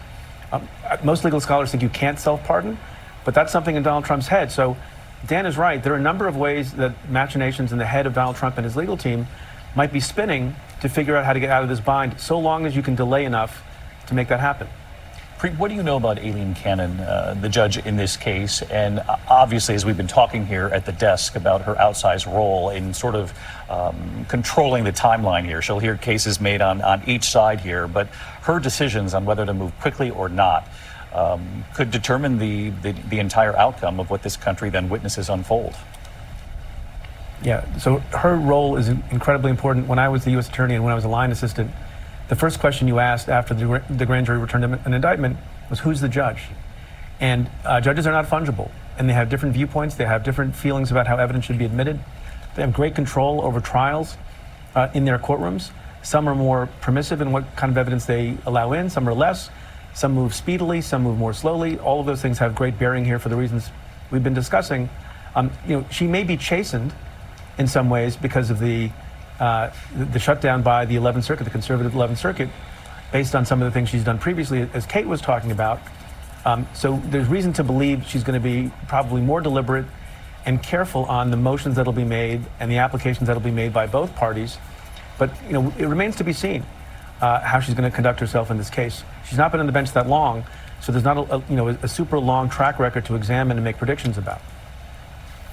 Pre-Parara with us for our coverage here. You're watching ABC News Live coverage here today of something, and it seems like we say this often, but today we really mean it. This is something this country has not seen before.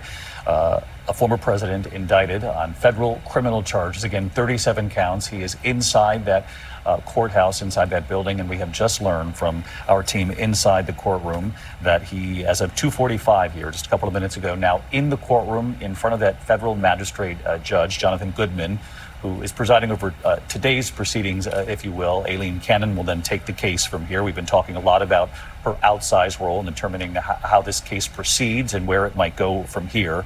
But we do know that Donald Trump is inside that courtroom with lawyers on each side, and I presume that is the legal team right now. The two lawyers that we spoke of earlier, John Santucci, you were reporting, as was other members of our team, that last night in the 11th hour, Donald Trump was still working to beef up his legal team here. Still working to beef up the team, David, continuing those conversations today before heading to court. No full legal team set, so relying on these two attorneys who have been by his side for the last about a year, give or take, in each of their cases. Todd Blanche, who has come in rather late to Team Trump. He was elevated to the lead role on the Manhattan DA's probe. That's the one, the hush money payments to adult film actress Stormy Daniels. Then Chris Kise, who's a known Florida attorney. And that was really important, David, in order to actually be at the table today. We needed one member of Team Trump to be barred by the state Florida Bar Association, and Kise indeed is. Kise at the moment, besides this case, is working on the New York Attorney General's probe into Trump's failure to pay taxes, both for him as an individual and the Trump organization. The goal, though, I'm told, is to expand this team quite significantly, because I think Dan noted this earlier. There really does need to be a team here. There is a lot of information that is known, but also unknown. We need to see a little bit more of what Jack Smith has. That indictment, all 49 pages of it, certainly revealing. But the big concern I heard from Team Trump, and a question actually the former president was asking people as he was calling advisors throughout the weekend, what else do you think they have? John Santucci reporting on the two lawyers in that room today, Todd Blanche, Chris Kise, and making a very valid point that the American people should keep in mind that both of these lawyers are currently heavily involved in other cases that are playing themselves out in court right now for the former president. Now they add this case, which is his most significant legal hurdle that he faces, not just in this chapter, but really in his lifetime. 37 federal criminal counts today in court. Again, now 250. We know for about 5 minutes now the former president has been in that courtroom. We knew all along that there would not be cameras. This is federal court that we're talking about. We knew that the process might move along a little more quickly than what we witnessed in lower Manhattan, simply because Donald Trump and his team, though it's still ever changing here, the legal team, did get a chance to read that 49-page indictment well in advance, along with the rest of the American people. The speaking indictment that we have talked about, that Jack Smith put out before the American people late last week. He actually invited the American people to read that indictment, saying that he hoped the American people, no matter where they come to, from which end of the political spectrum, that they'll understand the gravity, was his word, that he used to describe what he believes he and his team found in their investigation of the classified documents at Mar-a-Lago. And again, we've been talking at length here in our coverage about how this case is different from the others, and there ought to be a lot of questions about the other cases involving classified documents. Folks at home are smart to ask those questions, but there are a number of key sort of differentiations here between this case and the others, and they all can be argued. But in this particular case, what Jack Smith is saying is that not only did he have classified documents, but that there were multiple opportunities given to the former president, turn those documents back to the National Archives, back over to federal authorities. And Jack Smith alleges that not only did he not do that, but that he was involved in suggesting at one point or another to a lawyer to hide or destroy them, that they were placed all throughout Mar-a-Lago. And we've talked to John Carl extensively, who's been to Mar-a-Lago a number of times to interview the former president, found in the bathroom, the shower, the ballroom, a number of places. And that there is a recording that Jack Smith has as part of this investigation, during which Donald Trump, and of course this is part of the indictment, Donald Trump will of course defend himself in criminal court. He has said, I am not guilty, I did nothing wrong here. But there is a recording during which Donald Trump can be heard saying in so many words that I have this document here, basically describing a document saying I could have declassified it as president. I didn't, and I cannot do it now. And Jack Smith's argument and his team, their argument in that courtroom and before a jury, if it makes it that far, would be therein lies sort of the argument here, that Donald Trump was aware of the stakes, of the rules, and how classified information should be handled. Now, what you're looking at right now are live pictures of the protesters who have gathered there today, and we should take note that there are people there flying Trump flags, supporting the former president. There are also those there saying, lock him up. You see right there in the foreground, a sort of split turnout today. We know that the former president in recent days has asked his supporters to turn out in South Florida to protest what he has repeatedly called a witch hunt before the American people. We took note a short time ago when Alina Habba came forward before the cameras, acting as a spokesperson on this date of history for Donald Trump, and turning to that familiar language, a witch hunt, turning to Joe Biden, to Hillary Clinton, to other cases involving classified documents. And of course, we played some of that for you, as the former president should be allowed to make his defense. But we also took note that in at least that moment, and we'll wait and see how this plays out, but in that moment, there was no defense of what is included in these 49 pages, this indictment from Jack Smith. And of course, we'll wait to see how the lawyers defend the former president once that legal team is put in place. But I think this notion that Todd Blanche and Chris Keyes Kate Shaw are standing on each side of the president, the former president, at this hour in South Florida, and that they're already deeply involved in trying to defend Donald Trump in two other cases playing out. And we know there are a multitude of cases that still we don't know where they're going to go. The January 6th investigation, and also we haven't mentioned here at the table the Georgia investigation, where there's the telephone call and Donald Trump says, I just need 11,000 some odd votes here. Help me out. We don't know where they're going to go in the state of Georgia, though we expect those developments could come in the coming weeks, certainly this summer as well. That's right. The Fulton County prosecutor has basically suggested that July or August, we could see additional charges out of her office. And again, that also involves, efforts essentially to overturn the Georgia presidential election. So a distinct set of charges, state charges like the Manhattan case. So not charges that Trump would be in a position to do anything about, right, if he did manage to attain the presidency again. But I do think that two ongoing criminal cases, two potential additional criminal cases, it really is striking how small the legal team is right now, given the enormous range of sort of legal jeopardy that the former president is in. And, as John Santucci was reporting, it sounds like there is an active effort to get more lawyers on board. And the fact that there aren't more, I think, seems to suggest that it's not going well, right? The team is having a hard time securing additional counsel. And honestly, when you read the indictment, one potential reason might be that the lawyers surrounding the former president themselves are potentially ending up in legal jeopardy, right? So you actually have the former president saying to one of his lawyers, just identified as attorney number one, but seems pretty clearly to have been Evan Corcoran, a former lawyer.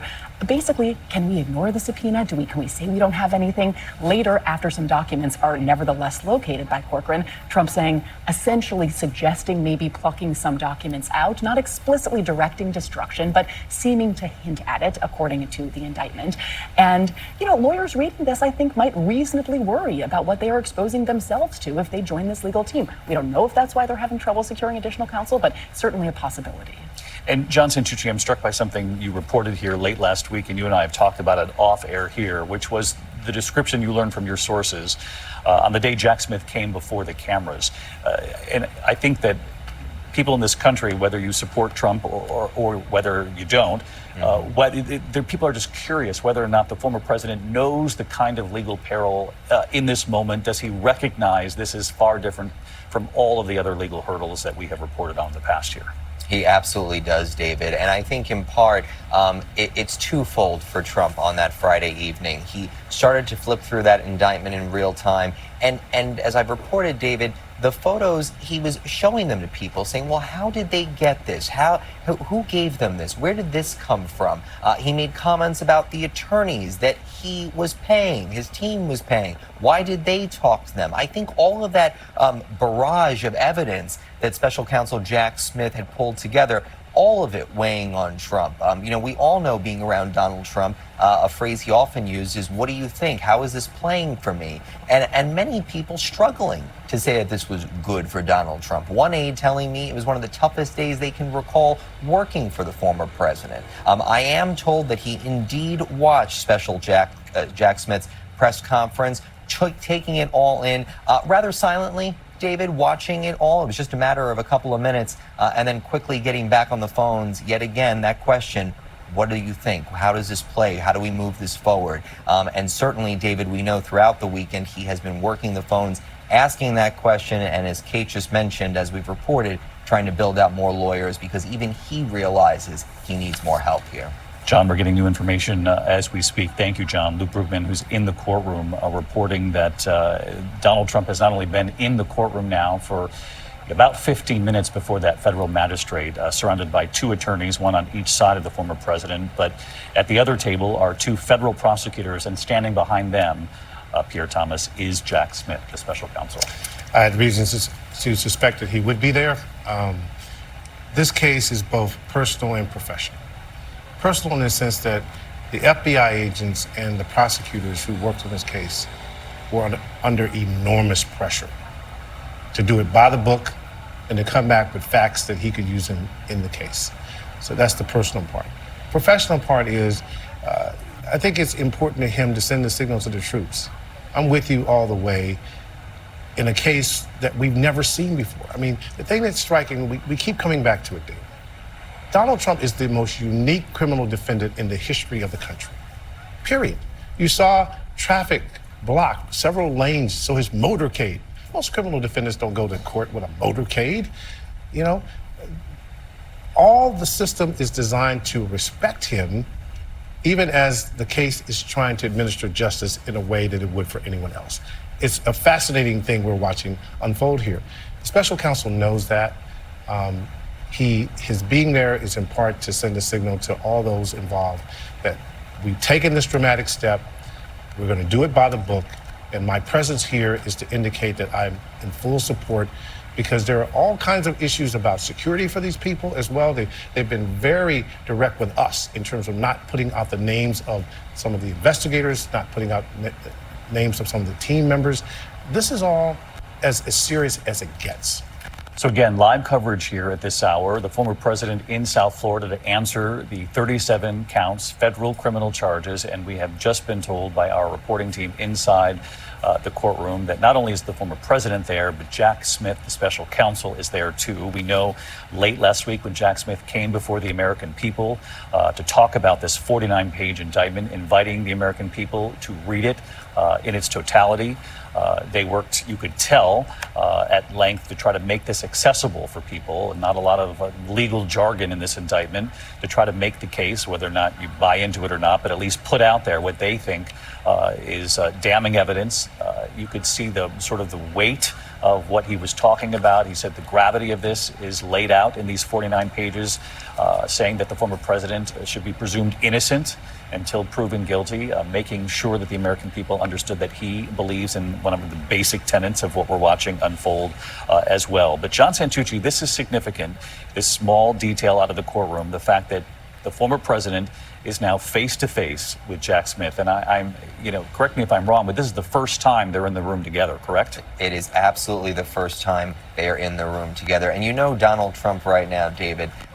We know from that first court appearance he made in Manhattan, I'm sure he is sitting rather silently, but I know Donald Trump. He's looking at Jack Smith, probably giving him a head nod, probably trying to find a way to be a little charming in some respect. I can tell you that I know from interactions he had with the New York Attorney General, Letitia James, at first he tried that same tactic. That's the Donald Trump charm offense. We know that Donald Trump's first move is to try to be friendly, try to be cordial, even though he has attacked Jack Smith everywhere across social media and at the rallies. It doesn't matter. This is the different Donald Trump. I've often described Donald Trump as several different iterations. One is the brash person that we see out in front of the cameras at the podium, but the other is Donald Trump, the businessman. And I think right now, David, that is the guy that is in the courtroom, looking at Jack Smith, little head nod, hoping some way, maybe, they can form a connection. I don't think that's going to happen, though, David. No, but you're right, John Santucci. We have all covered Donald Trump, and that is what he does. He does that, in a debate, whether it's a primary debate, a presidential debate. If you're the moderator, you'll get a head nod at the beginning of the debate. Yep. I mean, he's called the guy deranged. And he went after his wife, too. And he went after his wife. I mean, it's been deeply personal the way he's gone after him. But, he went after the judge in New York before walking into that courtroom, and obviously went after Alvin Bragg and his team, and he was utterly silent when faced with them. We've just learned, John, that Todd Blanche, again, the attorney on one side of Donald Trump, has entered a plea of not guilty. It was Todd Blanche who did it before the federal magistrate, Jonathan Goodman, in that courtroom. We know that the magistrate's handling today's proceedings, and we've talked an awful lot about it. Aileen Cannon, who will take the case from here, a Trump-appointed attorney there in South Florida.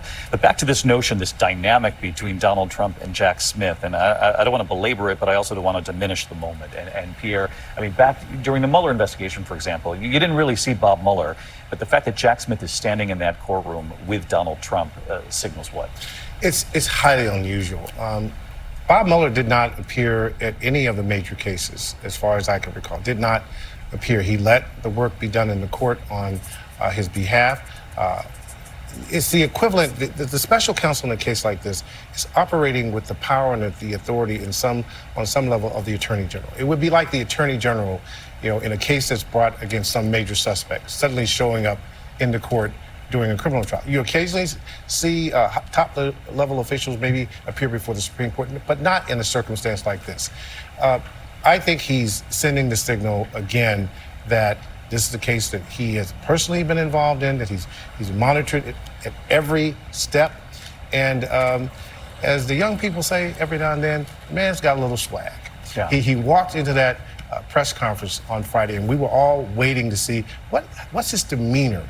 He's never been in a circumstance where millions of people are watching him as he's speaking, and he walked in there and he owned the moment, and he talked very straightforward. And I think it's not lost on him being in the same room with Donald Trump would send a message. Yeah, and no question that Donald Trump, this is one of his skills, part of the skill set that Donald Trump brings to the table is he sizes up anyone that will be an opponent in some way, right? Somewhere along the way. And you can imagine that Donald Trump would have taken into account immediately, as soon as we learned it was Jack Smith, who Jack Smith is and what his experience is. And as you pointed out earlier, Jack Smith is not only a federal prosecutor, but he's tried crimes on the international level, war crimes. Right. So, an incredibly experienced prosecutor.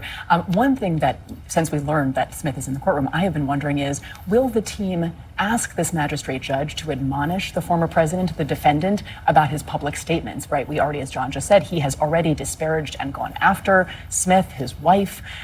Remember back in April when the arraignment before the Manhattan trial court judge Merchant happened, there was a request, and Merchant granted this request. He said, no divisive rhetoric, right? He sort of essentially, told the president, watch what you say on social media. And I'm very curious if we'll get a similar request today. It'll just, sort of feel different in that the main target of that, rhetoric will be in the courtroom too. So I'm curious if we will learn that such a request was made and what the magistrate judge will say in response.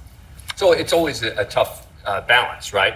A defendant should be able, in most cases, to say, I'm innocent, I think I was falsely charged, and even to impugn the credibility and the reputation of the prosecutor bringing the charges. Now, there are cases with gag orders where that is not allowed, but in most cases, the defendant is allowed to speak out. The question becomes, when does it reach that line where it's literally putting people at risk in a case like this? And it's a balance between typically the freedom of speech and the need to have a criminal trial proceed in an orderly and safe fashion. Dan Abrams and Kate Shaw on this notion that Jack Smith, a special counsel who has been targeted in the public arena by Donald Trump, and not a surprise, and that anyone in a case generally goes after the prosecutor trying them, but not perhaps with this sort of megaphone and as personally. Olivia Rubin from our team reporting moments ago that inside that courtroom, it was Todd Blanche, the attorney to one side of the former president, who pleaded not guilty for the president, entered the not guilty plea, if you will, in that courtroom. And again, we've been painting the picture as we knew we would have to do for you because there are no cameras in federal court. Let's bring it to Aaron Katursky as to what plays out from here, Aaron. So now we know about the not guilty plea entered on behalf of the former president. We know Jack Smith is there. We know two of the attorneys who are right now fighting cases on Donald Trump's behalf in other venues, very different cases.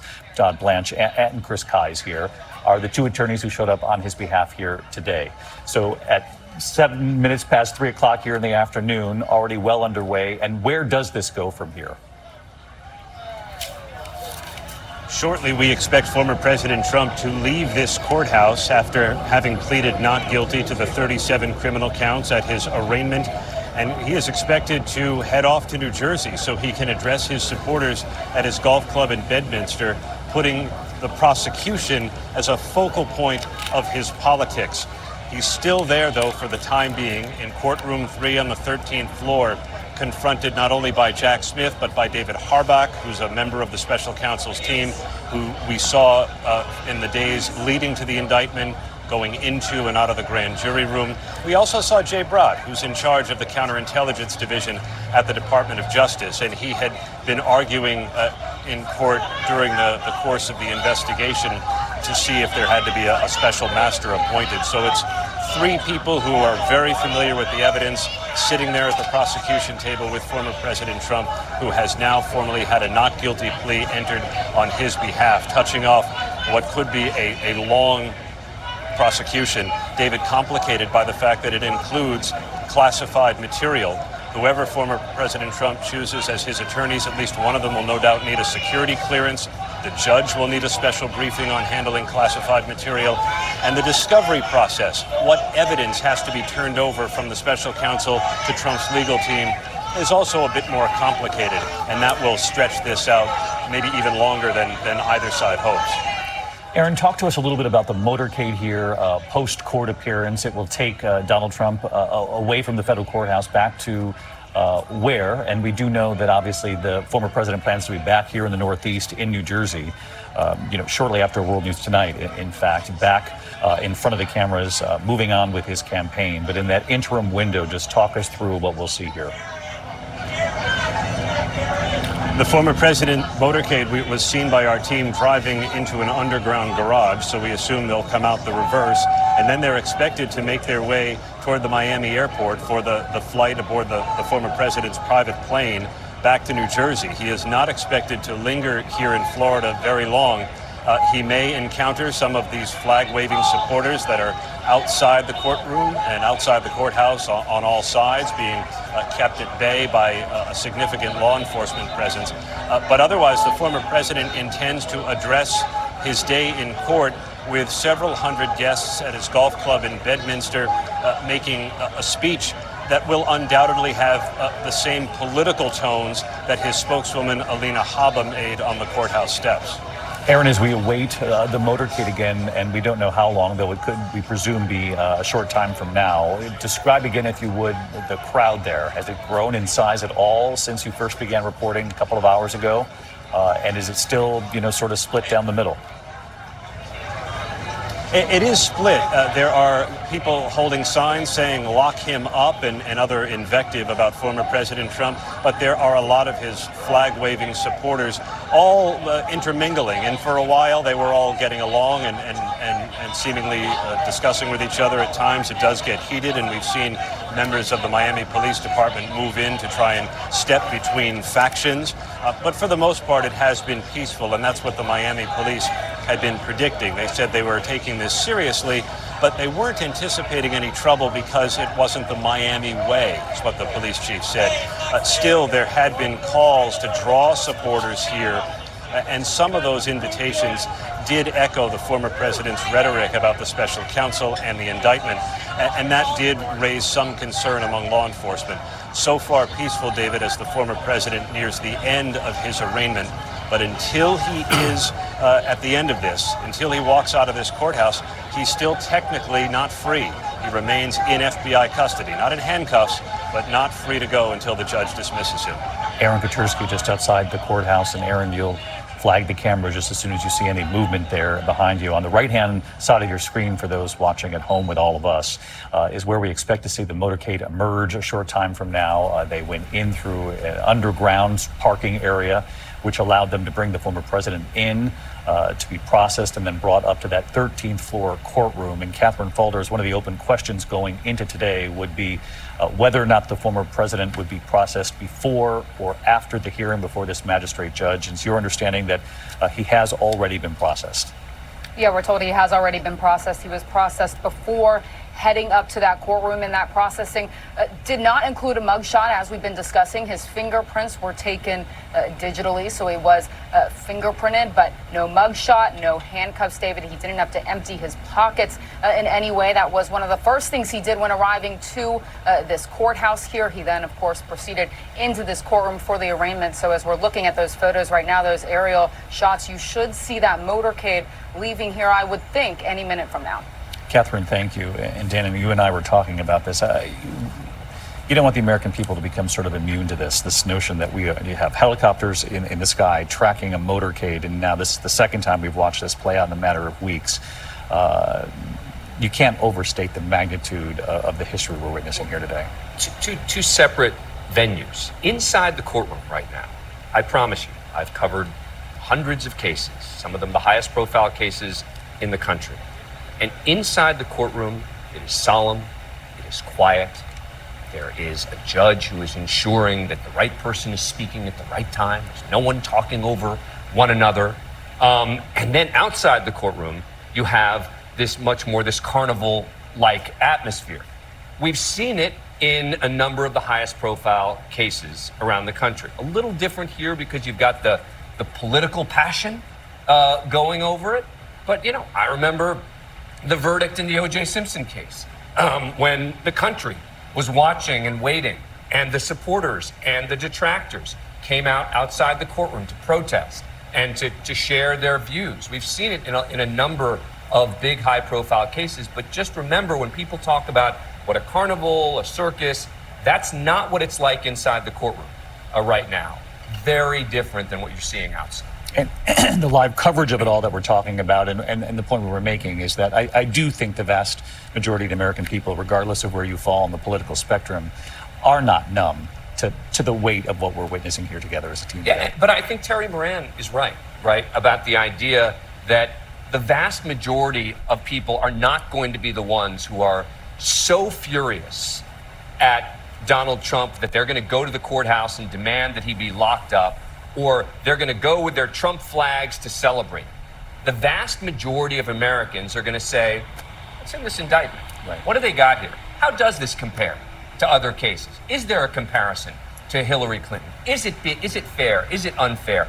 I think that's the way the vast majority of Americans are going to examine this, not, yelling or screaming. And by the way, they have every right to protest. I think what's terrific is that this has been done in exactly the way we would hope, which is they're speaking with words, with their proudly displaying their views, no violence and no issues at the courthouse. And of course, always a concern about lone wolves, but no sign of that either today, which is really a relief. And I know that we've talked about this with Pierre and the team, that they were hoping that the prosecutions after January 6th would be a deterrent, and perhaps they have served in that fashion as well. Before we continue with that part of the conversation, I do want to bring in Olivia Rubin of our investigative team. She was inside the courthouse watching a direct feed from that room with Donald Trump and Jack Smith, both in that room for the first time, seeing each other eye to eye. And Olivia, take us through what you witnessed. David, in that overflow room where the reporters were seated, there was a camera pointed directly on the former president's face as these proceedings got underway. And I do just want to take a minute to sort of describe his face to you. He had a frown on his face. He was slumped over in his chair. He at times had his arms in his lap. And it was not until the judge asked to arraign the former president that he actually sat up a bit.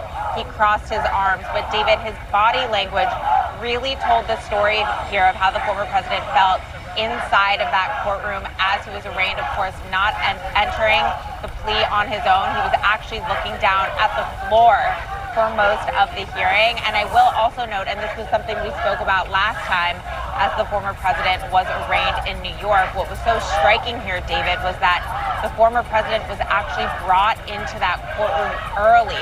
You'll note it was about 2:45 that the feed came up and the former president was already seated at the defendant's table.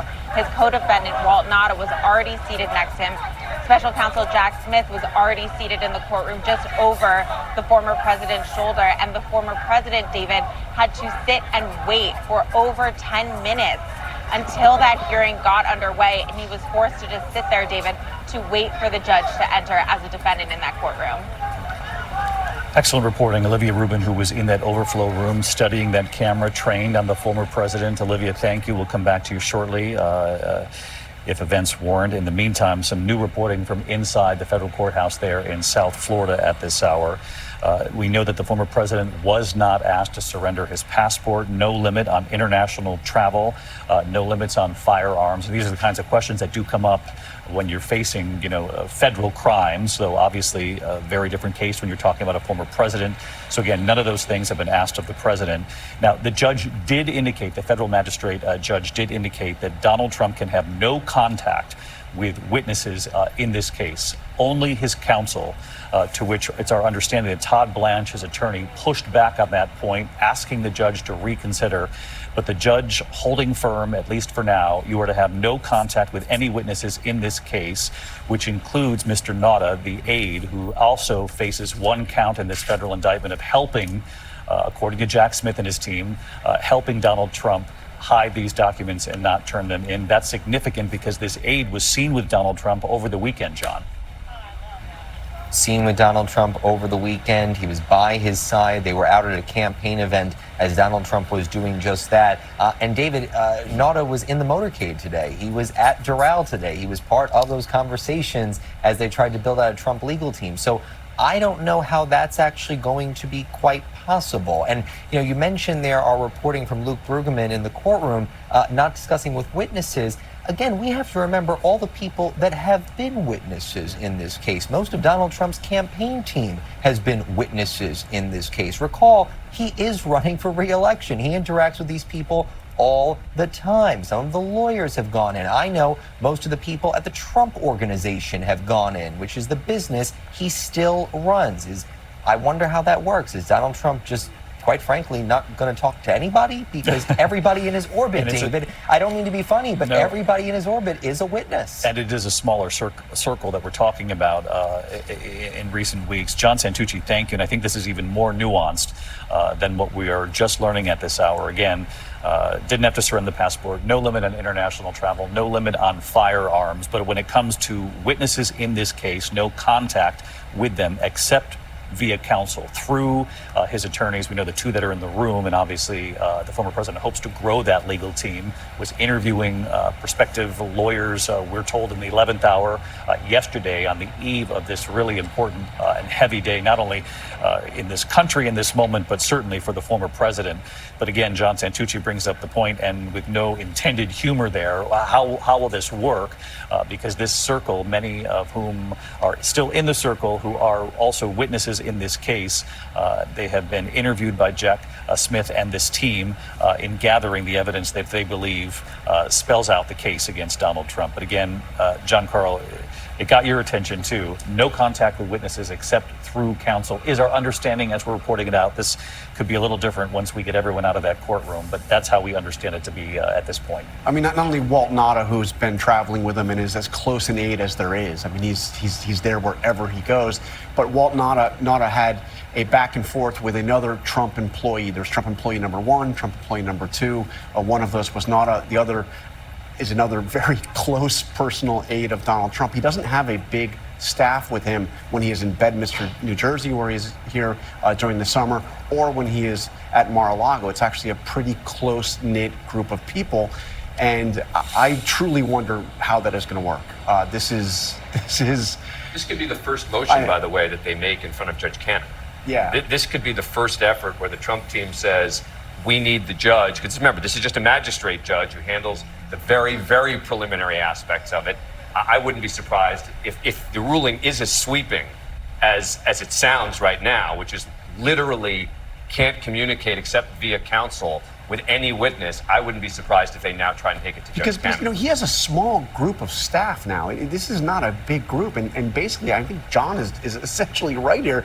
There's nobody that hasn't been a witness. I mean, these are the people that are with him in Mar-a-Lago. These are people that were involved in the moving of the documents. This is his legal team. This will be very challenging. The other thing that struck me about Olivia's reporting is the idea of Donald Trump having to sit around for 10 minutes, count them out, for the judge to come in the courtroom for the proceeding. Donald Trump doesn't wait for anybody. When he comes in the room, it happens. I mean, and also the contrast in the way he acts in that courtroom, which we saw the same thing in New York. A very somber Donald Trump, hunched over, saying very few words, speaking those words very quietly. And then we'll hear from him tonight, and it will be ranting about the witch hunt and going after, Jack Smith, who he has called a deranged lunatic. Jack Smith was right there in the courtroom with him right there. It's a very different, he knows the seriousness of the proceedings, and it's very different from what you see outside the courtroom. And support him or not, this country knows the facial expressions, the mannerisms, the physicality of the former president. And when you hear Olivia describe him, his arms in his lap, his head down, a grimace on his face, and allowing his attorney on one side of him to enter the plea for him. Donald Trump isn't afraid of answering or being the one who projects in a room, but in this case, when you're facing a 37-count indictment, it's the attorney who said not guilty. I mean, on social media, he does all caps, "I am an innocent man." And in the courtroom, his attorney entering the plea. And David, you see it now playing out with the magistrate ruling. From the minute that Nada was indicted, along with the former president, there will be pressure now put forth by the government to increasingly isolate him from Donald Trump. The notion is they will try to apply the pressure so that he will understand your freedom, yours, is on the line here. What you do for yourself is going to become important. You may have been the dutiful, aide, but now you're seeing this play out, and he will become increasingly isolated if this ruling holds up, because they're saying you can no longer communicate with this man because your testimony and your actions are intertwined. It's a conspiracy case that they brought. So I think that's something. The human nature here is that Mr. Nada is going to have to do some soul searching about all of this in terms of whether he's innocent and how he's going to go about protecting himself. Again, just early details from Luke Brugman in the courtroom that apparently the judge has said no contact with witnesses except via counsel, obviously through the former president's attorneys, and that would certainly include Walt Nada, the aide, who also faces one federal criminal count in that very courtroom as well, the same case. And as Pierre points out, if true, if this reporting bears out that this is in fact what the judge has asked of the Trump team in this case, the challenge of this, and John Carl talking about how the circle is much smaller around Donald Trump these days, that Mr. Nada was with the former president just this weekend as he continued to campaign and prepare for this day in South Florida before that judge. Yeah, and we're not talking about a short period of time, right? It's not like we're talking about a week. We're talking about the entire time until the trial, in theory, which, as we just discussed a moment ago, could be in 2025. So the notion that he's not going to have contact with some of his closest aides, I would think if this ruling is as sweeping as it suggests, that it might get amended to allow him to have contact with at least critical people, maybe not with Nada, but with others who are critical to his campaign, et cetera. It becomes too ripe a political argument to make that he's not allowed to have contact with. I mean, don't you agree? Which is why Todd Blanche fought back in the courtroom. Yeah. And I think you're right to point out, Dan, this is a magistrate judge. They can always be overruled by the district court judge who is going to preside. So I think your prediction that this will probably come up, at least, a request to amend or modify in some fashion this order. And, I guess I don't really have a sense from the order, at least what we know about it, any potential witness, sort of, was there more specificity about who was encompassed within that? And if it's any potential witness, to John's point, maybe that really is everyone in the Trump orbit. And it's something that I think as president and even as candidate, Donald Trump has always kind of done, which is sort of collapse the worlds of the kind of presidency, the political office, and the personal. So obviously retaining his personal business interests, holding the RNC at the White House. There's countless examples of kind of commingling those two.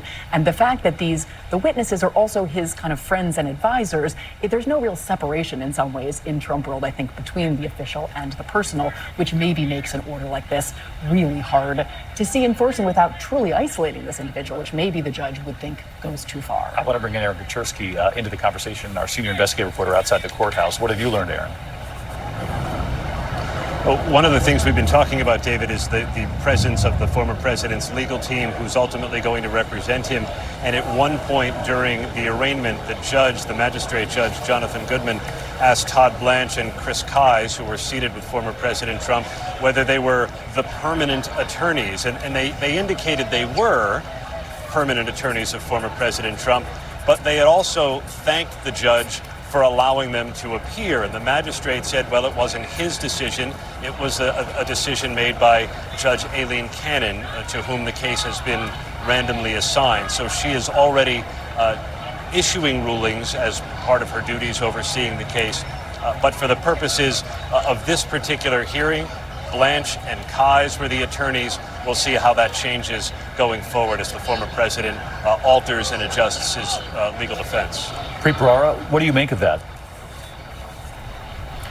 Look, I think they're stalling for time. Todd Blanche, as I said, is a very capable lawyer. I've known him for 23 years. But when you have not just this case, which is going to be complicated, they're going to be complicated national security issues that come up with the Classified Information Procedures Act. You have him also at the lead and at the helm of the Manhattan DA's case in Manhattan. There's a potential new case we've been discussing for the last couple of hours out of Georgia, yet another case that might come from Jack Smith.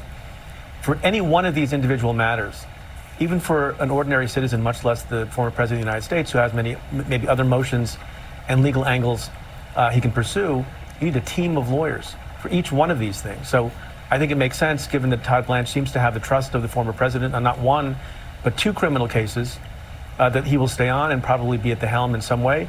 But they're going to need backup and they're going to need reinforcements as well. And Preet, take us through what you believe they were doing in thanking the federal magistrate judge for allowing them to be there today. And of course, he points out then it wasn't me who made that decision. It was Aileen Cannon. Yeah, look, as a matter of course, in federal courts, obviously people are admitted to particular states' bars. I'm a member of the New York State Bar. I presume Todd is also. He's not a member of the Florida State Bar. That doesn't matter as much for federal court. But you still need to be admitted to the particular district court. And since he's not admitted to the Southern District of Florida court, you have to get permission from the presiding judge to appear. It's mostly a matter of courtesy. I don't think there's anything controversial about letting him appear. Sometimes you make a formal motion called a Pro-hoc vice motion. I don't know if that was made or not. It sounds to me like they were just being courteous and polite to the judge. Courteous and polite, we'd like to hear. But it also signals too, Preet, that this isn't a legal team that's firmly set. No, not at all. And I don't know if it's the case that you have sort of a pyramid structure because there are multiple matters and multiple criminal exposures, two that have already come to pass and two more that may come to pass, and also civil liability and all sorts of other issues that remain and appeal from the E. Jean Carroll case. Does Donald Trump have a structure where he has one or two sort of consigliaries who he consults that oversee all of the things and make sure they're coordinated and make sure appropriate attention and allocation of resources is made to each of the various matters? Or do you have an independent team on each? It sounds like he's at this moment, but he's a fickle guy, and he's a fickle guy in particular with his attorneys, as we've seen over the last 8 years. Will Todd Blanche have that role or not? And it remains to be seen. Remains to be seen indeed. Preet Bharara, thank you. I do want to bring viewers up to speed. 3:30 now here in the East, and you're looking at live pictures there from South Florida. We do know that the former president, Donald Trump, has been in that federal courthouse, and in particular in that courtroom on the 13th floor for about 45 minutes, 2:45. We have reporting from our team describing Donald Trump waiting for about 10 minutes for the federal magistrate judge to enter that courtroom. We know that it was Todd Blanche on one side of the former president, Chris Kise, the attorney on the other side of the president. It was Todd Blanche who entered the not guilty plea on behalf of the president. Our Olivia Rubin reporting from the overflow room. This is a room where they have a camera actually trained right on the former president, describing his demeanor, sort of a grimace on his face, looking down, his arms in his lap for a time. We also know, and we didn't know going into today, though Pierre Thomas and our team had a suspicion that Jack Smith would be in that courtroom today, and in fact he was. The special counsel showing up. So you had two federal prosecutors and then the special counsel, the head of the team, standing right behind them in that courtroom, sending a message. Pierre was suggesting not only to his team that has worked on this case, but also to the defendant, the former President Donald Trump, that Jack Smith is not afraid of the evidence that he has put out before the American people, 49-page indictment, that he would show up in that courtroom too. But Pierre also reporting out that we very rarely saw Bob Mueller. So it's not typical that you would necessarily see the special counsel show up, particularly on day one, for an appearance before the federal magistrate judge, not even the judge who will preside over the rest of this case, Aileen Cannon, as it moves forward.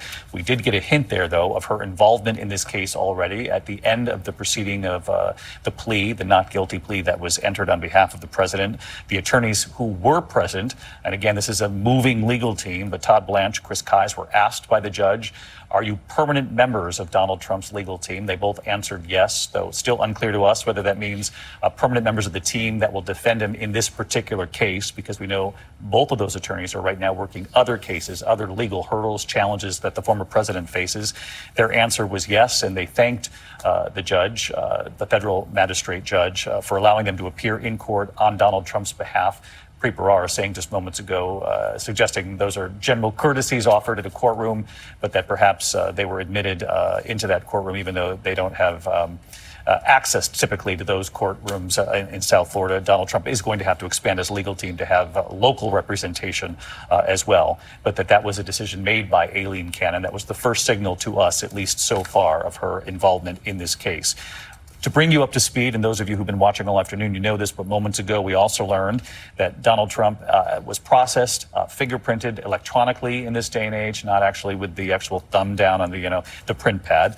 That was taken care of. No mugshot. Obviously, Donald Trump recognizable, not just in this country, around the world, the most recognized man in the world at this moment, perhaps. No need for the mugshot, they decided.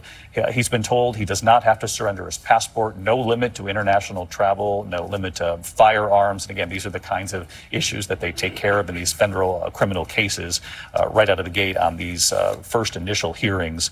But this is the interesting piece of reporting that we got from our team. And again, this is early, so we'll learn much more about this as the day wears on here. But initially, the judge has said to Donald Trump, the former president, obviously, and his legal team, no contact with witnesses in this case about the case unless it's via the counsel. So he can speak with them, but again, who decides that? And I have my producer in my ear. About the case? About the case. Okay, well, that's a little different. But who's going to watch when he talks to Walt Nauta to say, oh, you're talking about the case versus not the case? No one. But there's a big difference between you can't talk about the case with witnesses and you can't have any contact with witnesses. Because there are cases where you would tell the defendant, you simply cannot have contact with any possible witnesses in this case. It makes a lot more sense that the order would be, you can't have any contact with witnesses about the case. And then the only way there would be action taken would be if there was proof that somehow it had been violated. Very different issue. Can't have contact about the case, because then he can still have contact with them, he can still work with them, he can still talk to them, he can still campaign with them. You're right. This clarification coming in again, and it's a clarification. It's more, and we knew this was going to be more nuanced once we learn more. Again, no contact about the case with any witnesses for the former president unless it's via counsel. Okay. So having said that, Dan and John, you know from covering Donald Trump for years, and everybody at this table, that still will be an enormous challenge for the former president, because when you're in the room with him, nothing is off limits. And there's never a filter with Donald Trump. So it's almost impossible. This is all he's been talking about to anybody that's around him. I mean, I've talked to, some of his senior political advisors as they've tried to come up with a campaign strategy for this upcoming campaign, and tried to get him to talk about, some of the issues and ways to attack Joe Biden, et cetera. He always comes back to these cases.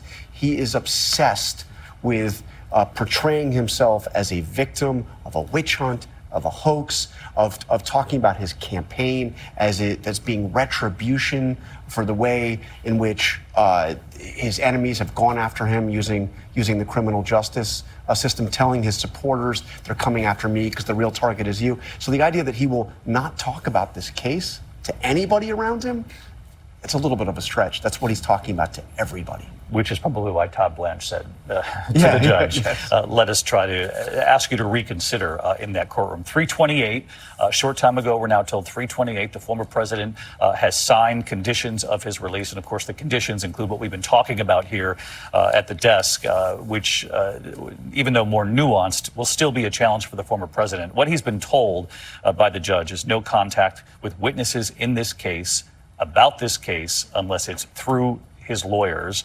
And here's the challenge, and John Santucci has reported on this, John Karl has reported on this, that the circle around Donald Trump is a very tight circle, and it's a bit smaller, certainly than it was during the presidency, but much smaller over the course of these investigations that are all happening on sort of parallel tracks here. So it will be a real challenge when you think Walt Nauta was just with Donald Trump over the weekend leading up to today's appearance on campaign stops, when Walt Nauta is facing one federal criminal count here as well. At his side, I mean, literally handing the pen to him when he's signing autographs. He's with him basically wherever he goes. And Donald Trump, I mean, you see Donald Trump on the campaign trail. We'll see him tonight. He's going to be talking what? He's going to be talking about this. He's going to be talking about this, putting it in the context of his campaign. And as we were saying, I mean, this is these are his. What if one of the witnesses are in the audience tonight?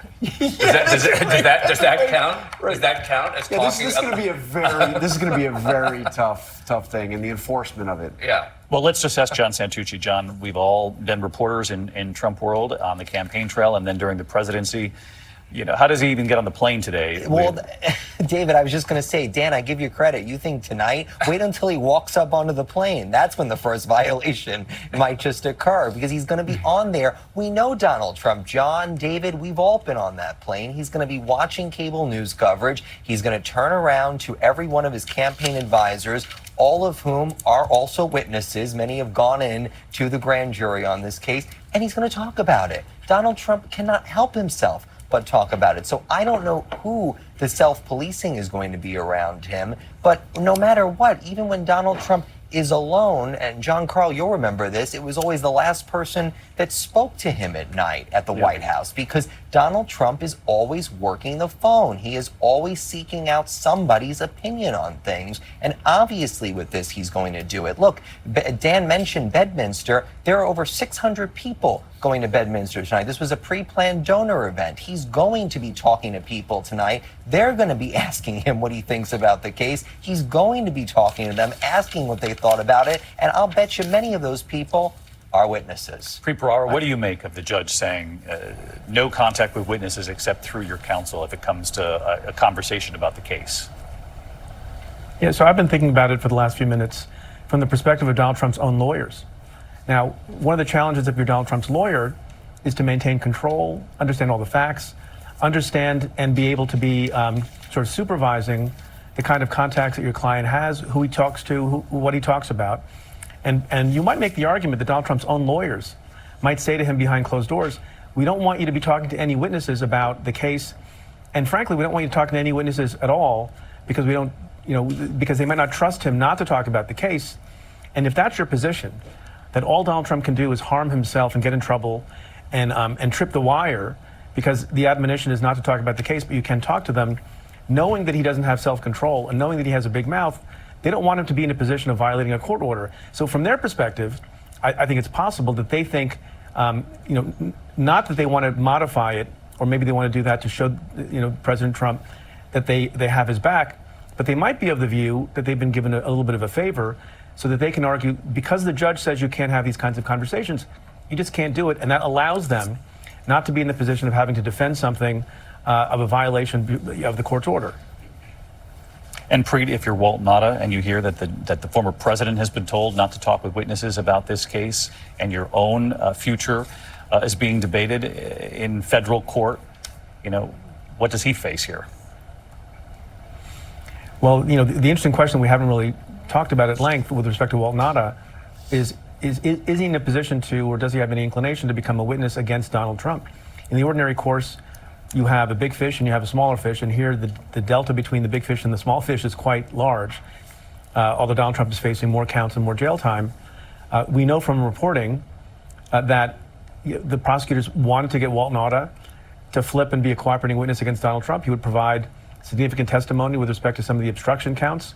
We also know that there's an allegation from the Trump team and the Nauta team about the inappropriateness of how that pitch was made, and a reference that was made with respect to Walt Nauta's lawyer. But the fact that he did not cooperate in advance of the indictment, not always, but generally means that he's deliberated over it. He's done the cost-benefit analysis, the risk analysis, and decided he'd rather go to trial than cross his boss or former boss and testify. Sometimes in the light of day, when you see the actual charges in print and you get arraigned before a federal magistrate judge, the calculation changes because you don't want to go to prison, and you decide to flip. So the jury's out on that, but I think we don't know what's going to happen there, and that's an important, I think, missing piece with respect to the prosecutor's case, whether Walt Nauta flips or not at some point in the future. Powerful juxtaposition here, Preet. Just to the right of the screen, we were just looking at images of the former president and Walt Nauta, again, by his side in recent days after the 49-page indictment was made public before the country, stood by his former boss, continues to stand by him. But as you point out, the question now becomes his own legal calculation, particularly given what the magistrate judge has asked for today, that there be no contact, at least about the case. Now, who tracks that and then how that, plays out in court will be the real challenge, Kate. Yeah, and I mean, honestly, I think the responsibility at this point lies with Trump's lawyers, right? They were in court. They are officers of the court. They know what this order says. And to John's point, so maybe, there's no policing Trump's own compliance with this order, or it would be almost impossible to do that. But I think they could probably reach out to the other parties and, advise all of them. If he starts talking to you about something related to this case, you got to cut it off, right? So I think actually really lawyering this case in a responsible and ethical way actually does mandate them seeking to enforce the conditions of this order. I think really interesting. Preet makes a point that maybe he was helping the judges in that the lawyers in that courtroom. Absolutely, and so but now the lawyers, I think the responsibility lies with them. They're going to have to be really proactive if there's any hope of this order meaningfully being enforced. That's another reason to not want to be a lawyer involved in this case. Yeah. I mean, can you imagine having to be the enforcer? I mean, Carl can probably talk to you about that more, but having to be the one who is saying to Donald Trump and the people around him, hey, we're not allowed to do that. I mean, that's not a position that anyone would envy. No. You're looking at live pictures. We're expecting the motorcade now to emerge at any moment back from underground, that federal courthouse in South Florida. Again, this is the venue where this case will play out before Aileen Cannon, who was Trump-appointed judge in that district. She made some headlines for herself because of a ruling in a separate case, but a ruling that was favorable to Donald Trump. And we also know that they could have made the case that this play out in the District of Columbia, that perhaps this was all part of strategy to try to avoid any kind of appeal or questioning of the case much further down the road for the special counsel, that perhaps Jack Smith believes, and you would think he does, Pierre Thomas, given the 49-page indictment, the fact that he's standing there in South Florida today in that courtroom, that to move forward in South Florida might insulate them from the critique that will in fact come, certainly if there's an outcome in their favor. Clearly, there's some risk in doing it this way. Obviously, I was speaking to several former federal prosecutors. They said, look, you go where you can get the conviction easiest. Typically, that's part of the mandate is to win. But in this case, they're trying to do everything literally by the book. And the majority of the alleged criminal activity took place regarding the obstruction in Florida. And they think it fair to do it there. And I'm told at the end of the day, that's the route they took. Not concerned about the jury pool? They think that the case is compelling enough and persuasive enough that they can win anywhere. But again, you won't know until the trial takes place. And particularly, again, going back to the evidence, there's allegedly evidence of Mr. Nauta going in and taking the documents. Okay. Peter, we're just learning from that courthouse. Forgive me for interrupting for just a moment. 3:43, just 2 minutes ago, 3 minutes ago here in the East, as we're all watching this unfold really across the country. But about 3 minutes ago, the hearing was gavelled out of order. They've now left the courtroom. Walt Nauta did not enter a plea today because he didn't have local representation in that courtroom. That's our understanding right now. So no plea from Walt Nauta. He's been asked to come back to federal court on June 27th. So just a few weeks time from now, Walt Nauta will be back before, and it's not clear that it'll be the same federal magistrate, But again, no plea from Walt Nauta. They have gavelled out at 3:43, which means the former president was in that courtroom for about an hour. And again, the reporting from our team that was witnessing this, right next to that courtroom, the overflow room where they have cameras trained, particularly on the former president, that he waited about 10 minutes for the federal magistrate judge to come into that courtroom, looking down for a time, his arms in his lap for a time. What we learned today was that Jack Smith was also standing right there in that courtroom, the special counsel. And we all know from reporting Donald Trump and in this country from watching him as the president for those 4 years that he does size up opponents, whether they're political or otherwise. And certainly our reporters made that observation today, that he was very likely sizing up Jack Smith, the special counsel who came before the American people in a rare public appearance on Friday before the cameras, saying to the nation that this 49-page indictment has now been made public, inviting the nation to read it and understand the gravity of the evidence that he says he and his team put together in this case. Again, live pictures from WPLG right there. The motorcade expected to be seen again at any time. It's underneath the building, as we've been saying. Donald Trump, for the better part of an hour now, though it's our understanding that they've now left the courtroom on the 13th floor of that courthouse in South Florida, where he answered to the charges. It was 3:28, 20 minutes ago now, that he signed the conditions of his release, which will be debated in the days and weeks to come about how that will be enforced. But apparently the judge asking that the former president not have communication with witnesses in the case about this case, unless it's through the former president's legal counsel. That will be a challenge to not only track, but then also argue in court if you believe you have evidence that those conversations have played out. But again, the president has signed those conditions of his release, which also includes no turning over of the passport, no limits on international travel, which we didn't think was going to happen either of those cases. It's our belief now that Donald Trump will quickly make his way back to the plane. He'll fly back to the Northeast tonight. He'll appear at Bedminster in New Jersey. He'll hold a political rally. And, you know, there was a little bit of, I detected a little bit of humor, Dan Abrams, but you were saying what happens when he talks to this room at Bedminster, because his supporters include a lot of the witnesses in this case. I think John Santucci actually alluded to that. But this will be a challenge moving forward because, again, it's a very tight circle around Donald Trump, and it has been sweeping the nature and scope of the number of people who are in his orbit, who Jack Smith and this team have brought in on this investigation. Right. Look, I don't think it'll count if it's someone who's actually in the audience. I right? didn't think that you would. Yeah. But no, look, it comes back to actually some of the same legal issues we've talked about before. Intent, right? We talk about intent broadly about this indictment. It'll come down to intent. Was there an actual intent to violate the order? Did they specifically have a conversation about the case, or was it just some passing reference, et cetera? Look, I don't think this is going to be a significant issue because you're going to need someone reporting the violation, right? You're going to need someone in the inner circle who's going to be going to the court and announcing that there has been a violation of the court's order.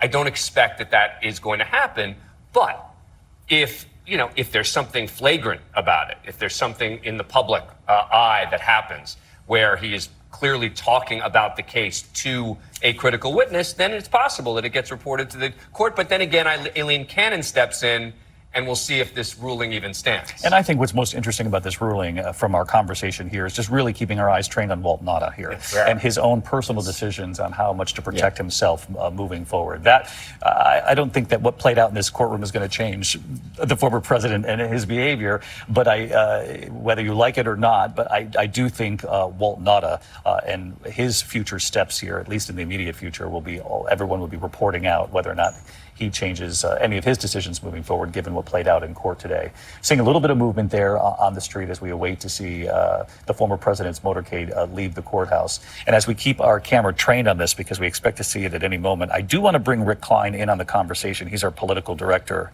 And Rick, let me ask you if how this changes, if anything, the race for president. At least at the outset here, he's going to be having a rally tonight. He'll be raising money on what transpired today. But again, for people at home who wonder, well, federally charged, 37 counts. What if there's a potential conviction down the road? Is there anything here that changes his course? David, there is nothing in the Constitution or federal law that prevents him from running, even if he's under indictment, even if he is convicted and behind bars. There's even precedent for that more than 100 years ago for a presidential candidate campaigning from behind bars. But before we get to that, there are, of course, the practicalities of running for office. And as you've been discussing this afternoon, David, it's very hard to do both things at once. You've got a public demeanor, you have a private demeanor. I was talking to a Republican advisor to another candidate earlier today and said, look, why would you allow him to debate? Why would you allow him to go out there and campaign if he is indeed going to be held to account for anything that he says? He's going to be pressed by candidates. He's going to be pressed by interviewers.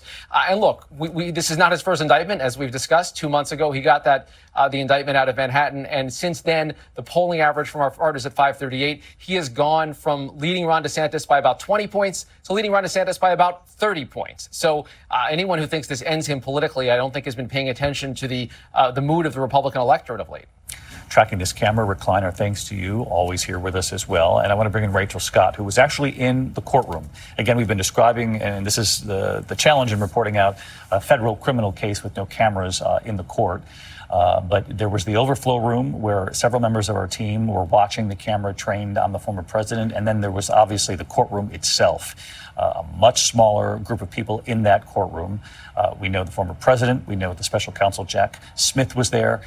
And we know our Rachel Scott was in there, too. So, Rachel, just describe, if you will, what you witnessed transpire here this afternoon. David, we were taken up to the 13th floor to enter that courtroom. I was part of a small group of initially 20 people, members of the public, as well as reporters, who were allowed to enter the courtroom for such a historic arraignment of the former president. Before the arraignment actually began, former President Donald Trump seated at that defense table, at times appearing restless. He was twiddling his thumbs, his hands were crossed, his shoulders slunched over, his mood stern, at times stoic, but it was clear that he was ready to move forward and to move forward quickly. Walt Nauta, the co-defendant in this case, sitting just 2 chairs over. Trump did not utter a word throughout this entire proceeding, but he didn't necessarily have to. He appeared restless. Jack Smith, the special counsel, sitting just on the other side of the former president in the first row, at times glancing toward him. The former president, from my view, never looked back. The judge asked at the beginning of this if Trump's 2 attorneys were there permanently or temporarily. We know that the former president has been meeting with new attorneys after 2 of his attorneys resigned just hours before that indictment was unsealed.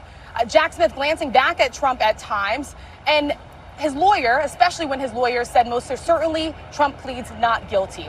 Of course, the tension, as I'm sure many of our reporters have told you, came in the courtroom around who exactly Trump should have contact with. The judge laid out at first that Trump should have no contact with witnesses unless through counsel, no contact with the co-defendant in this case, but emphasizing that since Walt Nauta works for the former president, that he would only allow that to be contact about the facts of this case directly. Now, Trump's lawyers did make a very forceful argument inside, saying that that would be impossible because many of the witnesses or victims in this case could potentially be a lot of people that work for the former president. As we know, a lot of these classified documents were found at his Mar-a-Lago resort, in the bathroom, in the ballroom, in storage rooms. It was clear at one point that the former president was eager for this to end. When the bond was brought over for former President Donald Trump to sign it, he pulled a pen out of his jacket, signed it very quickly, his lawyers pouring through it. Well, turns out they skipped a couple of pages. That bond actually had to be brought back to that defense table 3 times, so much so that the judge remarked, 3rd time's the charm. And then, of course, Walt Nauta not necessarily having a permanent legal defense team there today, and so he will not be arraigned for another 2 weeks.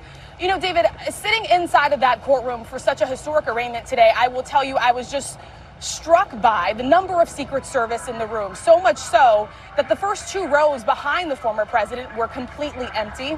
I was struck by the president's mood. Again, at times, his arms crossed for most of this arraignment. He leaned forward, he leaned back, only glancing at the prosecutors occasionally, but for the most part, his eyes were staring forward straight at the judge. And when his arms weren't crossed, he was hunched over the table. Shoulders were slumped. And David, of course, as we are covering this unprecedented arraignment, one thing that certainly sticks out here is the fact that the judge said the words former president before the criminal defendant's name. And of course, in this case, that is Donald Trump. Rachel Scott, just emerging from that courtroom. We're watching the motorcade now leave federal court in South Florida. That motorcade beginning the journey back to the Northeast tonight, where the president plans to hold a rally. We suspect he will immediately begin to take aim at this investigation, and certainly the charges that he entered a not guilty plea to through his attorney, Mr. Blanche, a short time ago. Excellent reporting from Rachel Scott, and dare I say, it shows that we were on the right track in our conversation up here, because even she described the confusion in that courtroom, the challenge, the initial challenge anyway, if you will, the federal magistrate asking that the former president have no contact with any witnesses in this case except through counsel. And then there was the back and forth, the asking for clarification. The judge did clarify with reference to the case. So that doesn't preclude him from talking to witnesses about, say, other things like a race for the president, the White House, but does preclude him, at least for now, until they can, reconsider perhaps under Aileen Cannon when she takes the case from here. But at least for now, there appears to be in place some guardrails here for the former president, being told that he's not to have contact with witnesses in this case, about this case, unless it's through counsel. Rachel reporting out, and I thought this was pretty interesting because Rachel was sequestered, if you will, because she was inside that courtroom, could not leave until everyone left. And much of her color bears out with what our other reporters were offering to us from the overflow room, that this was a president who wanted this over with, this hearing over with. She talked about his shoulders being hunched over.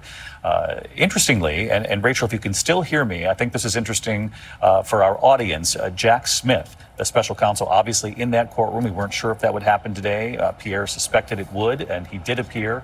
You did not notice you saw Jack Smith looking at the former president, but you didn't see the former president looking back to him. No, look, Jack Smith's presence was certainly known in that courtroom. Our eyes caught him, in fact, before we actually caught the former president sitting at the defense table. And while Jack Smith glared at the former president through much of this, the former president never once turned around. I did not spot him looking back at Jack Smith. The former president was allowed to exit first, and then Jack Smith and the prosecutors followed, David. We know there's two federal prosecutors standing just before Jack Smith making the case before the federal magistrate judge. Did you see any contact between Smith and members of his team who took on the roles, at least in this initial hearing? Towards the end, we definitely did. In the beginning, before this arraignment actually began, Jack Smith was just seated in the first row, his eyes just staring forward. It wasn't until it started getting underway that we started seeing him look at the former president. And then at the end, when the judge allowed everyone to leave, that's when we did see Jack Smith walk out of the room with the other prosecutors and then speak to his team.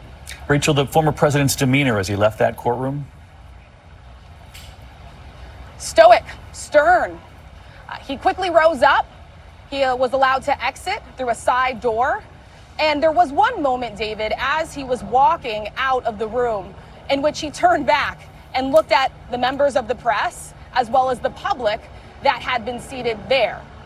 Didn't say anything, didn't utter a word throughout the entire proceeding. He exited, but again, his demeanor, his body language, how stern he was, how restless he was at times, said everything about how the former president feels about today. He wanted to get this over with quickly, and he seemed pretty irritated that he had to come here for this appearance today, David.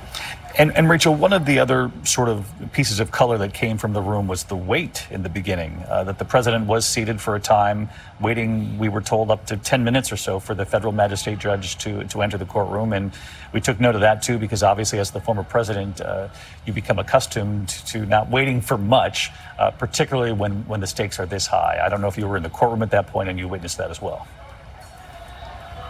Yes, David. So I was in the courtroom likely for probably about 7 or 8 minutes before the arraignment actually did begin. And I did notice this is when Trump did appear the most restless. He sat with his arms crossed. At times he was sort of swaying. This is when I saw him cross his hands sitting on the desk, at times fiddling with his thumb or moving his hand behind his ear at one point. he was looking around to see when exactly this would begin, and we were wondering what the delay was as well. Obviously, there was so much security, Secret Service in the federal courthouse behind me. It took a while for members of the press, for members of the public to get in that room and to be seated. We all had to be screened before going in. So that is likely probably some of the reason for that delay. But the former president, again, was sitting there for a period of time waiting for this to begin. And something that you just mentioned, David, this is the former president of the United States. Things typically start when he wants them to start. He's never commanded to rise as he was in the courtroom today, to sit through and listen to everything that the judge was saying, the back and forth between his defense team and the prosecutors. And you could tell that he was ready for this to be over with. He was ready to move on, ready to enter that not guilty plea and get out of the room. And one last question for you, Rachel, just to give you a break. Excellent color here from the courtroom. Did the president utter ever a word during the proceeding today? Was there ever an exchange with the president and the judge over anything? He did not utter a single word. Obviously, the judge was communicating to the former president, especially when directing him not to communicate with witnesses or with the co-defendant about the facts of this case. But it was Trump's own lawyer that entered the not guilty plea. It was Trump's own lawyer that obviously pushed back against some of what the prosecutors were pushing for here. The former president did not say anything. But David, I cannot underscore enough how the mood and the demeanor, his body language communicated so much what the former president was feeling. Stern, stoic, at times restless, and he was ready for this certainly all to be over, David. Rachel Scott, who made her way back down from that 13th floor courtroom, having taken copious notes we could see there for a time, Rachel, and we really do appreciate it because in cases like these and with something of this significance, it's so important to have eyes and ears inside that room, and we were lucky enough to have you there today. So Rachel, thank you. We continue to watch these live pictures, and again, you know, I hate to say that I hope people haven't become numb to this kind of image, but here we are again watching aerial views of former President Trump's motorcade after, a criminal indictment, this time, though, on the federal level, 37 counts, pleading not guilty through his attorney just a short time ago. And as we just passed the 4 o'clock mark here in the East, John Santucci, you have learned that there's going to be a stop here for the motorcade. Talk us through that and then where the motorcade heads next. So, David, I'm being told in real time, per sources close to the former president, that they are indeed making a stop at a local business. We're not sure exactly what that is. This was a conversation that I had been heard for the last couple of days, that before heading back to the airport, before heading back to Bedminster, there were conversations about getting out there, showing the former president. Because, David, you noted earlier at the start of our coverage, we haven't seen Donald Trump so far today. We didn't see him exit Doral like we saw him exit at Trump Tower. We didn't see him yet board a plane or anything like that. And we didn't see him enter court. So a conversation amongst the campaign team is that, look, we need to show our guy once we get out of court. We need to show people that he's tough, he's strong, that he's resilient, defiant. And I think that body language demeanor that Rachel is talking about right now, we have heard he is quite angry for the last couple of days. I imagine, David, wherever this motorcade is heading right now, and we're checking with our sources, that is Donald Trump that we're going to see in some way, shape, or form. Any way to know yet, John, whether he's traveling alone again on the backside of this motorcade? I do, David. He is alone in the motorcade. He is just with the Secret Service detail. The cars are manifested in a certain way. So my sense is that that actually held, that he is in the same car by himself with the agents, the lawyers right behind him. John Carl, the former president, by himself. This is surely sinking in, and you have reported, John Santucci has reported, that the president is fully aware of what's at stake here and the gravity of what he's facing. And the contrast with the demeanor in that courtroom and what we're going to see from him if he stops at a business, as they're saying he will, or when we see him tonight when he's up in Bedminster, little mini rally at his golf club. We'll hear the bravado. We'll hear the attacks on the special counsel. We'll hear the attacks on the FBI, on the deep state, all of the greatest hits of Donald Trump portraying himself as a victim. But the bottom line is, when he was in that courtroom before that magistrate judge, sitting in front of Jack Smith right over his shoulder, what did he say? He said nothing.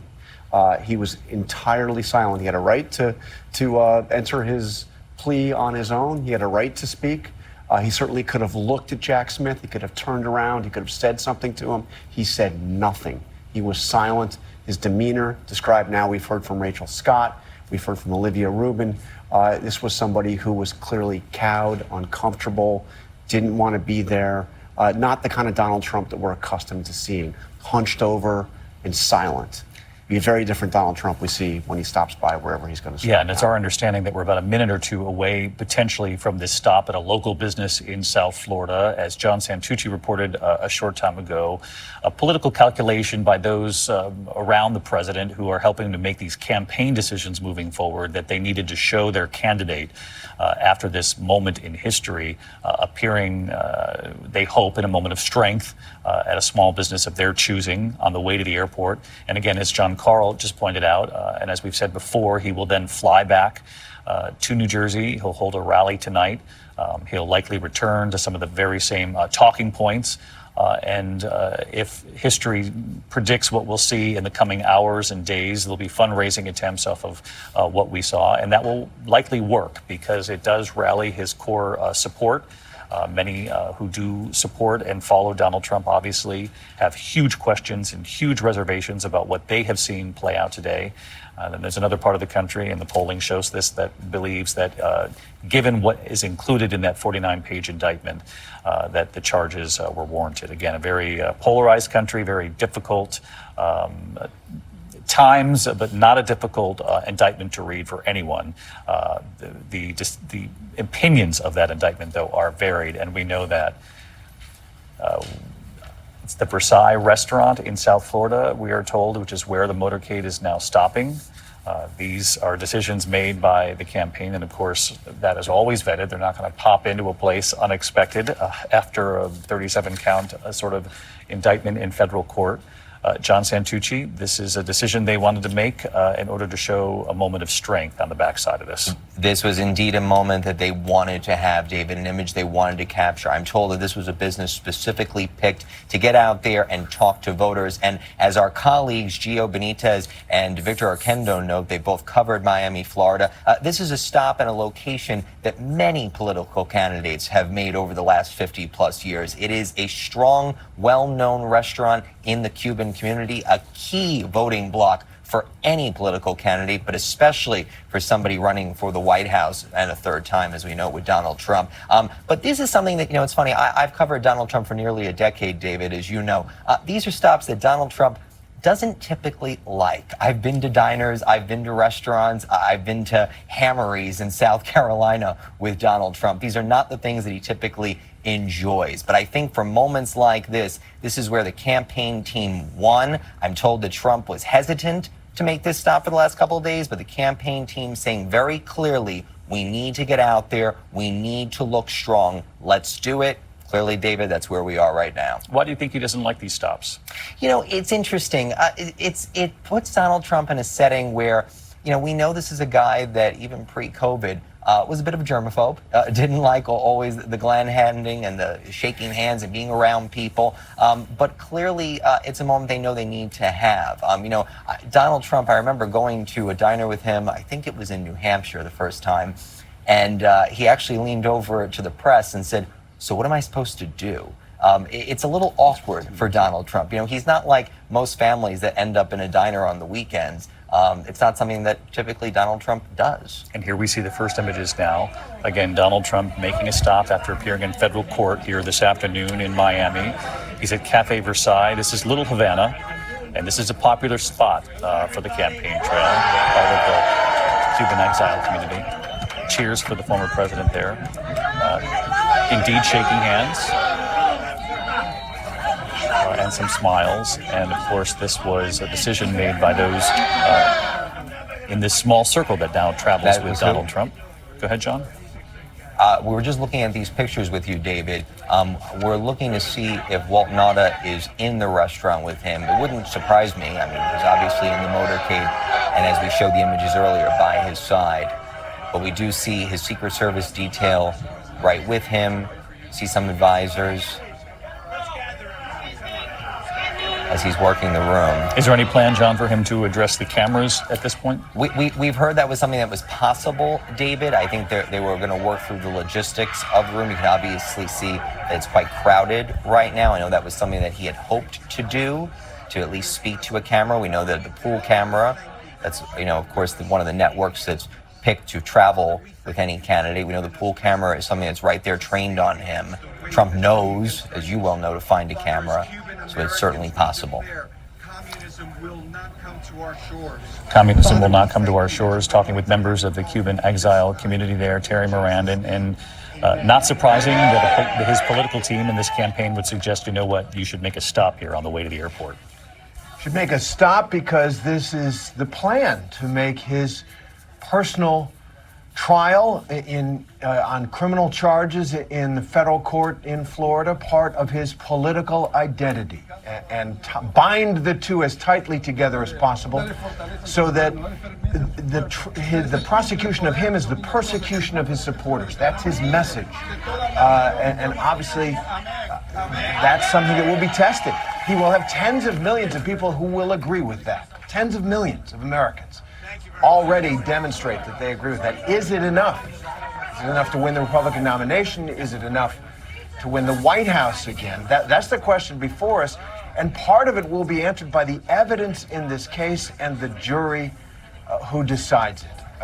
I think a lot of voters are holding fire right now. Of course, his fiercest partisans will be with him and his fiercest opponents against him. But I think there are a lot of Americans want to see what's going on in this case for real. And that will come out in the course of the trial. I think it's also a personal moment for him. Every politician, and even before he ran for office, Donald Trump was something of a politician. They're people persons. They're people. This boosts him. Look, he was in that courtroom, as Rachel Scott so vividly described, down.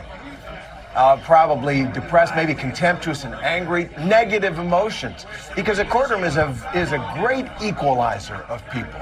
If you're a defendant in a courtroom, even if you got a lot of money and a motorcade. Food for everyone. Food for Let's listen into this for a moment, if we could.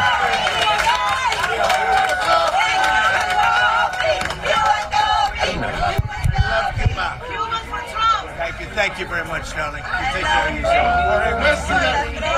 Where's Jorge? Paul Nada, his aide, who has been brought in on the special counsel indictment, facing a count himself, is in the cafe here with him. We saw him helping to work the room.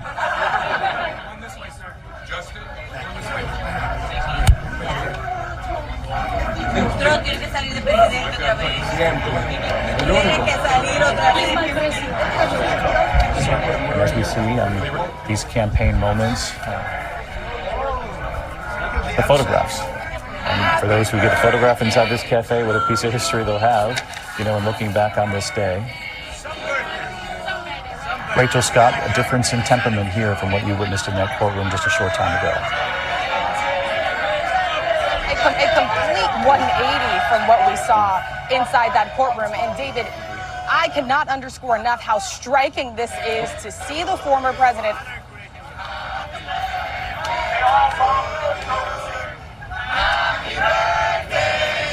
They're wishing the president a happy birthday tomorrow. Is his birthday. He'll turn 77 years old tomorrow. Applause for him. Sort of touch and go in this moment. Apologies, Rachel. We just wanted to see if the mic would pick up some of what the former president is saying. Let's just listen for just one more moment here.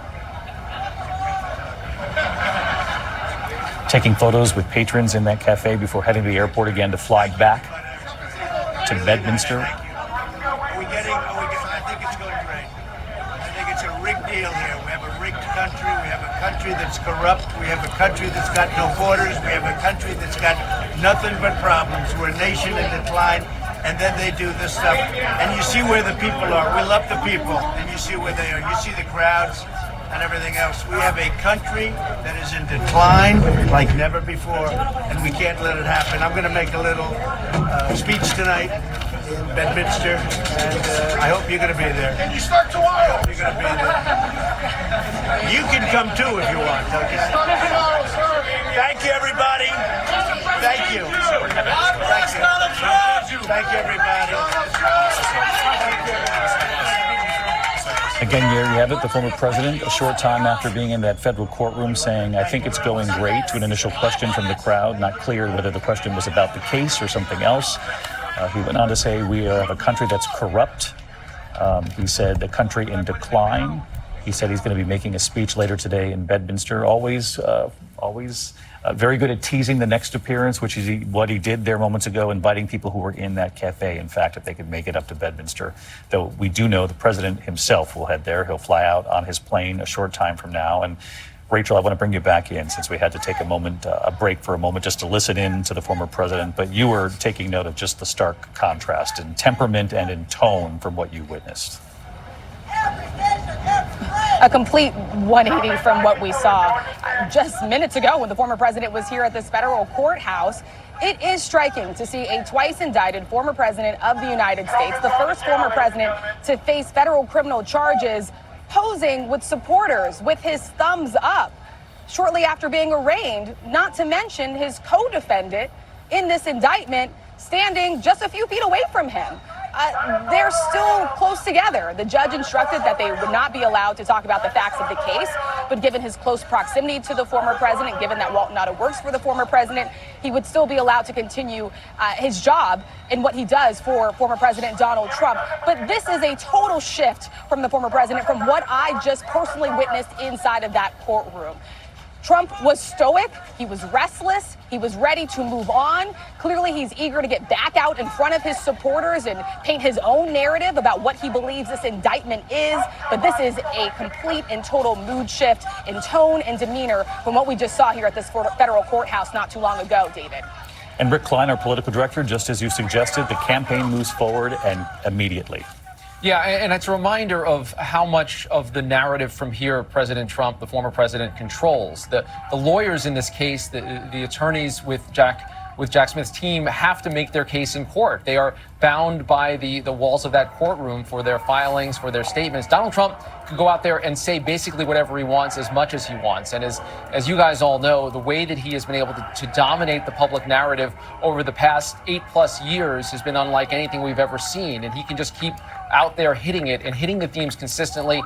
We're seeing him already incorporate this into a public defense that makes this part of a political persecution, that makes this about an attempt to not just bring him down, but to bring down the movement that he inspired. And he has the loyalties of so many millions of Americans. That is what he is going to channel into the campaign that has already begun.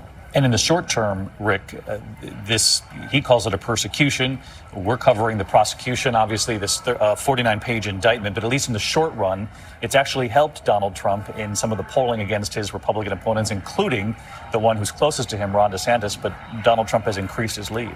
Yeah, so striking to see the way that the polls have shifted just in the last 2 months since that indictment in Manhattan. We've seen almost every public poll, his lead against Ron DeSantis, widen. No other candidates are making significant ground, significant headway. And the way that he is dominating the field continues to this day. Just today, Nikki Haley, who just yesterday suggested that these were serious crimes, one of Trump's primary opponents, is now saying that she might be inclined to pardon him were he to be convicted. That's a line that we've heard from some other candidates that aren't polling that well right now.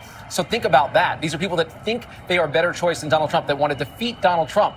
And they are making now public pledges around potentially pardoning him if he is convicted in these charges. Really interesting. Some stark contrast, though, among the Republican candidates. I know they're being pressed on this pardon question. But as we stick with these live pictures, and for those of you watching here in the East, for many of you, your local news is just about 10 minutes away here. So stay tuned for developments on the local level. But as we continue to watch this motorcade, we're going to wrap up with a couple of important questions about the turns this will take, at least in the short run here in the next couple of weeks. First of all, this political calculation that Rick Klein was just talking about. And we knew this would happen.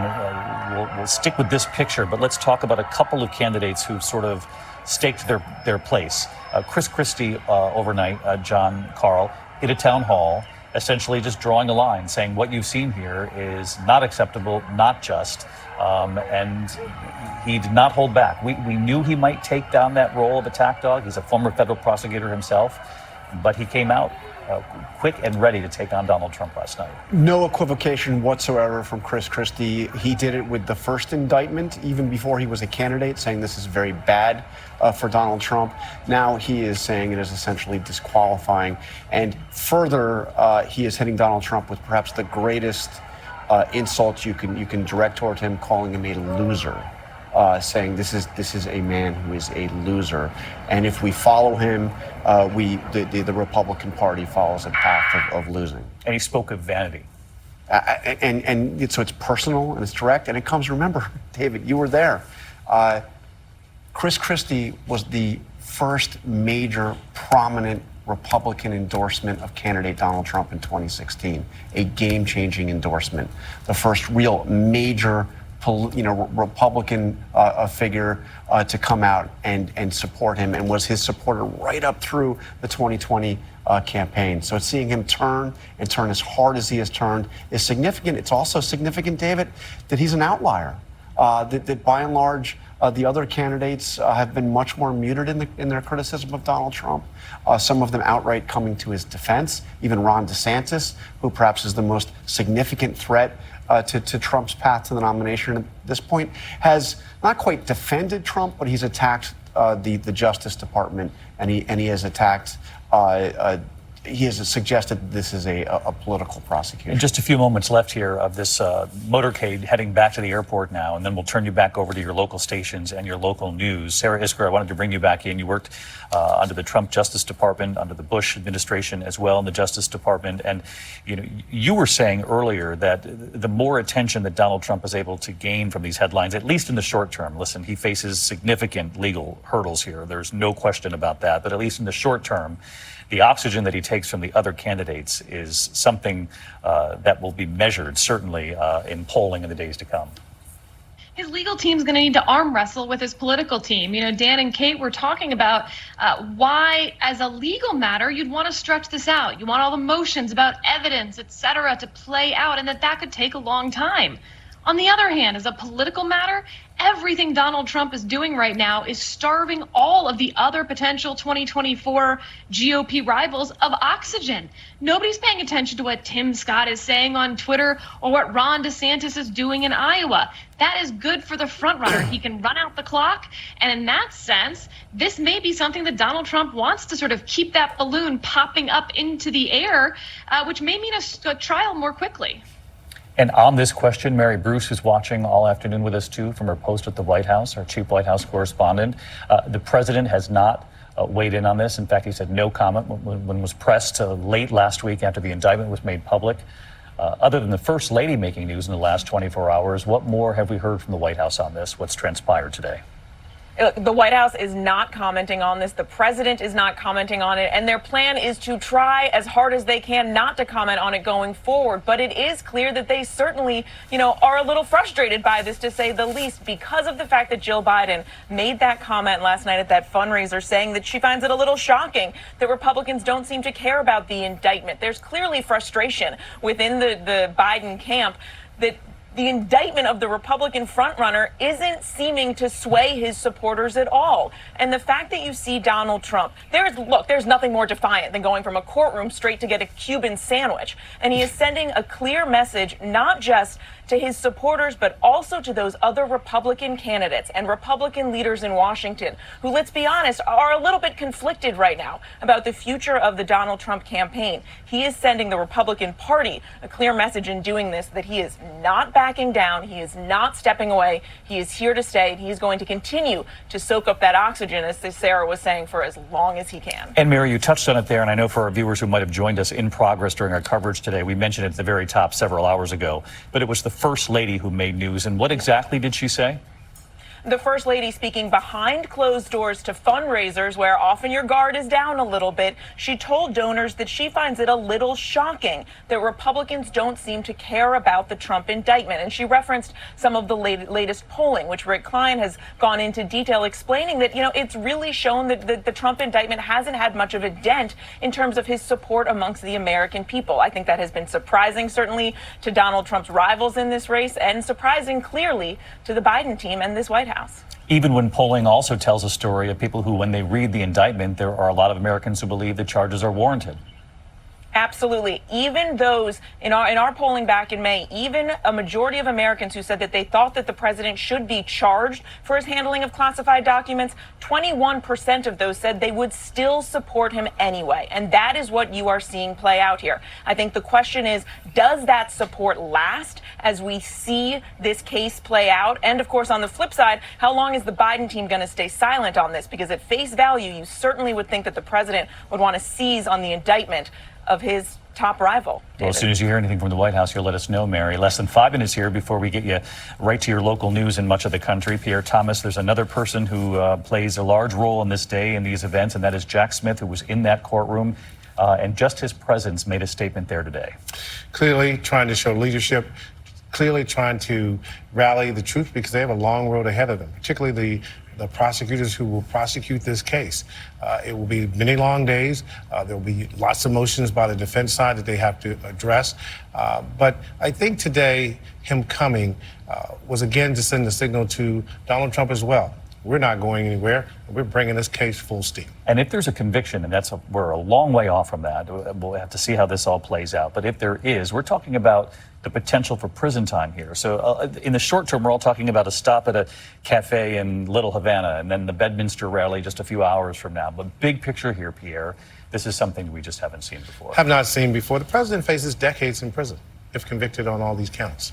And I'm also struck today as we end up here with Mr. Nada, who was in that visual we just saw. He's the aide who's also indicted here. Also indicted. And he didn't have counsel today. Did not have counsel. And he's going to have to show up in a few weeks by himself. And even though in the moment everything is as normal, he's right there with the president, but he can't talk about this case with the president. And we just have to watch that very closely. What happens to Mr. Nada going forward? John Carl, you've interacted with the president, the former president, often. Take us inside that motorcade, riding alone, both on the way to the courthouse and now on the way to the airport. Well, it was a show of defiance at Versailles in Miami, but looking at Donald Trump, he looked like he wanted to get it over with, too. He was going, he wanted to go in there, he wanted to make that appearance, and he wanted to move on.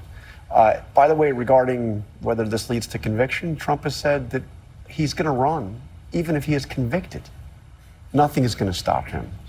And he will do what he has already done, which is make the prosecution of him, which he describes as a persecution of him, the centerpiece of his campaign. And as we know, in law, nothing does stop him, even if there's a conviction. No. And as Dan He can Abrams run has from a jail suggested, cell. with just about a minute and a half left, you've suggested if he wins a second term, not in a row here, but returns to the presidency, he can make it go away. Look, he's potentially campaigning for his freedom here. If he wins the election, it changes everything, as long as this case isn't resolved. And again, even if they have a trial, there will be appeals. Right. This definitely will not be completely resolved by the time of the election unless there is a trial and an acquittal. Anything short of a trial and an acquittal, this is going on past the time of the election. And there's no overstating, Kate Shaw, the role that Aileen Cannon will now take as she presides over this case moving forward. Right, we may see this wrap before Americans next go to the polls and decide who their next president will be, and we may not, and that sort of lies in the hands of this judge, Aileen Cannon. All right, Kate Shaw, Dan Abrams, John Carl, Pierre Thomas, and those are just the few who are in the room. Rachel Scott, of course, was in that courtroom today, and our entire team. I thank you for the extremely careful reporting. We all recognize the weight of this day in a country that is deeply divided about what you're witnessing play out. But these are live pictures. Obviously, the president, the former president, Donald Trump, returning to the airport. He will return to the Northeast this evening. He'll be back at Bedminster right around world news time. He'll be delivering a rally in which he will likely go after the special counsel and this case against him, the 37-count indictment. We have never seen it. Obviously, federal criminal charges against a former president. I'm David Muir. I'll be back with the entire team for a special edition of World News Tonight a short time from now. Your local news for much of you is next. This has been a special report from ABC News. You should know you can build new bone with Evenity for postmenopausal women with osteoporosis at high risk for fracture. Ask your doctor if you can do more than just slowing down bone loss with Evenity. Want stronger bones? Then build new bone. Evenity can help in just 12 months. Evenity is proven to reduce spine fracture risk by 73%. Evenity can increase risk of heart attack, stroke, or death from a cardiovascular problem. Do not take Evenity if you have low blood calcium or are allergic to it. Serious allergic reactions and low blood calcium have occurred. Tell your doctor about jawbone problems, as they have been reported with Evenity, or about pain in your hip, groin, or thigh, as unusual thigh bone fractures have occurred. Don't let a break put you on a shelf. Talk to your doctor about building new bone with Evenity. Best Food's real mayonnaise. Every dollop is so rich and creamy. It makes any food delicious. Irresistible. Best Foods mayonnaise. We live our lives on our home's fabrics, and though we come and go, our odors stay. It's called odor transfer. Left untreated, those odors get trapped inside fabrics and then release smells into your air. Ew. You need new Febreze Fabric Refresher. Its new formula is proven to deliver longer-lasting odor-fighting power so you can enjoy longer-lasting freshness, even hours after spraying. The more everyone sprays, the fresher your whole home stays. New Febreze Fabric Refresher. There are more ways than ever for identity thieves to steal your information. LifeLock alerts you and works to fix problems with a dedicated restoration specialist. Go to lifelock.com. Special K is oven toasted to crisp perfection, then tossed with yogurty goodness. Or maybe some red berries. Special K in so many craveable varieties, so you can do what's delicious. Hey, so what if we have questions about our policy? And what if it's late at night? And what if someone still calls us mom for everything? At State Farm, we're there for your what ifs. Hey, Mom. Who? Like a good neighbor, State Farm is there. Call or click to get a quote today. Hi, I'm Todd. I'm a veteran of 23 years. I served 3 overseas tours. I love to give back to the community. I offer what I can when I can.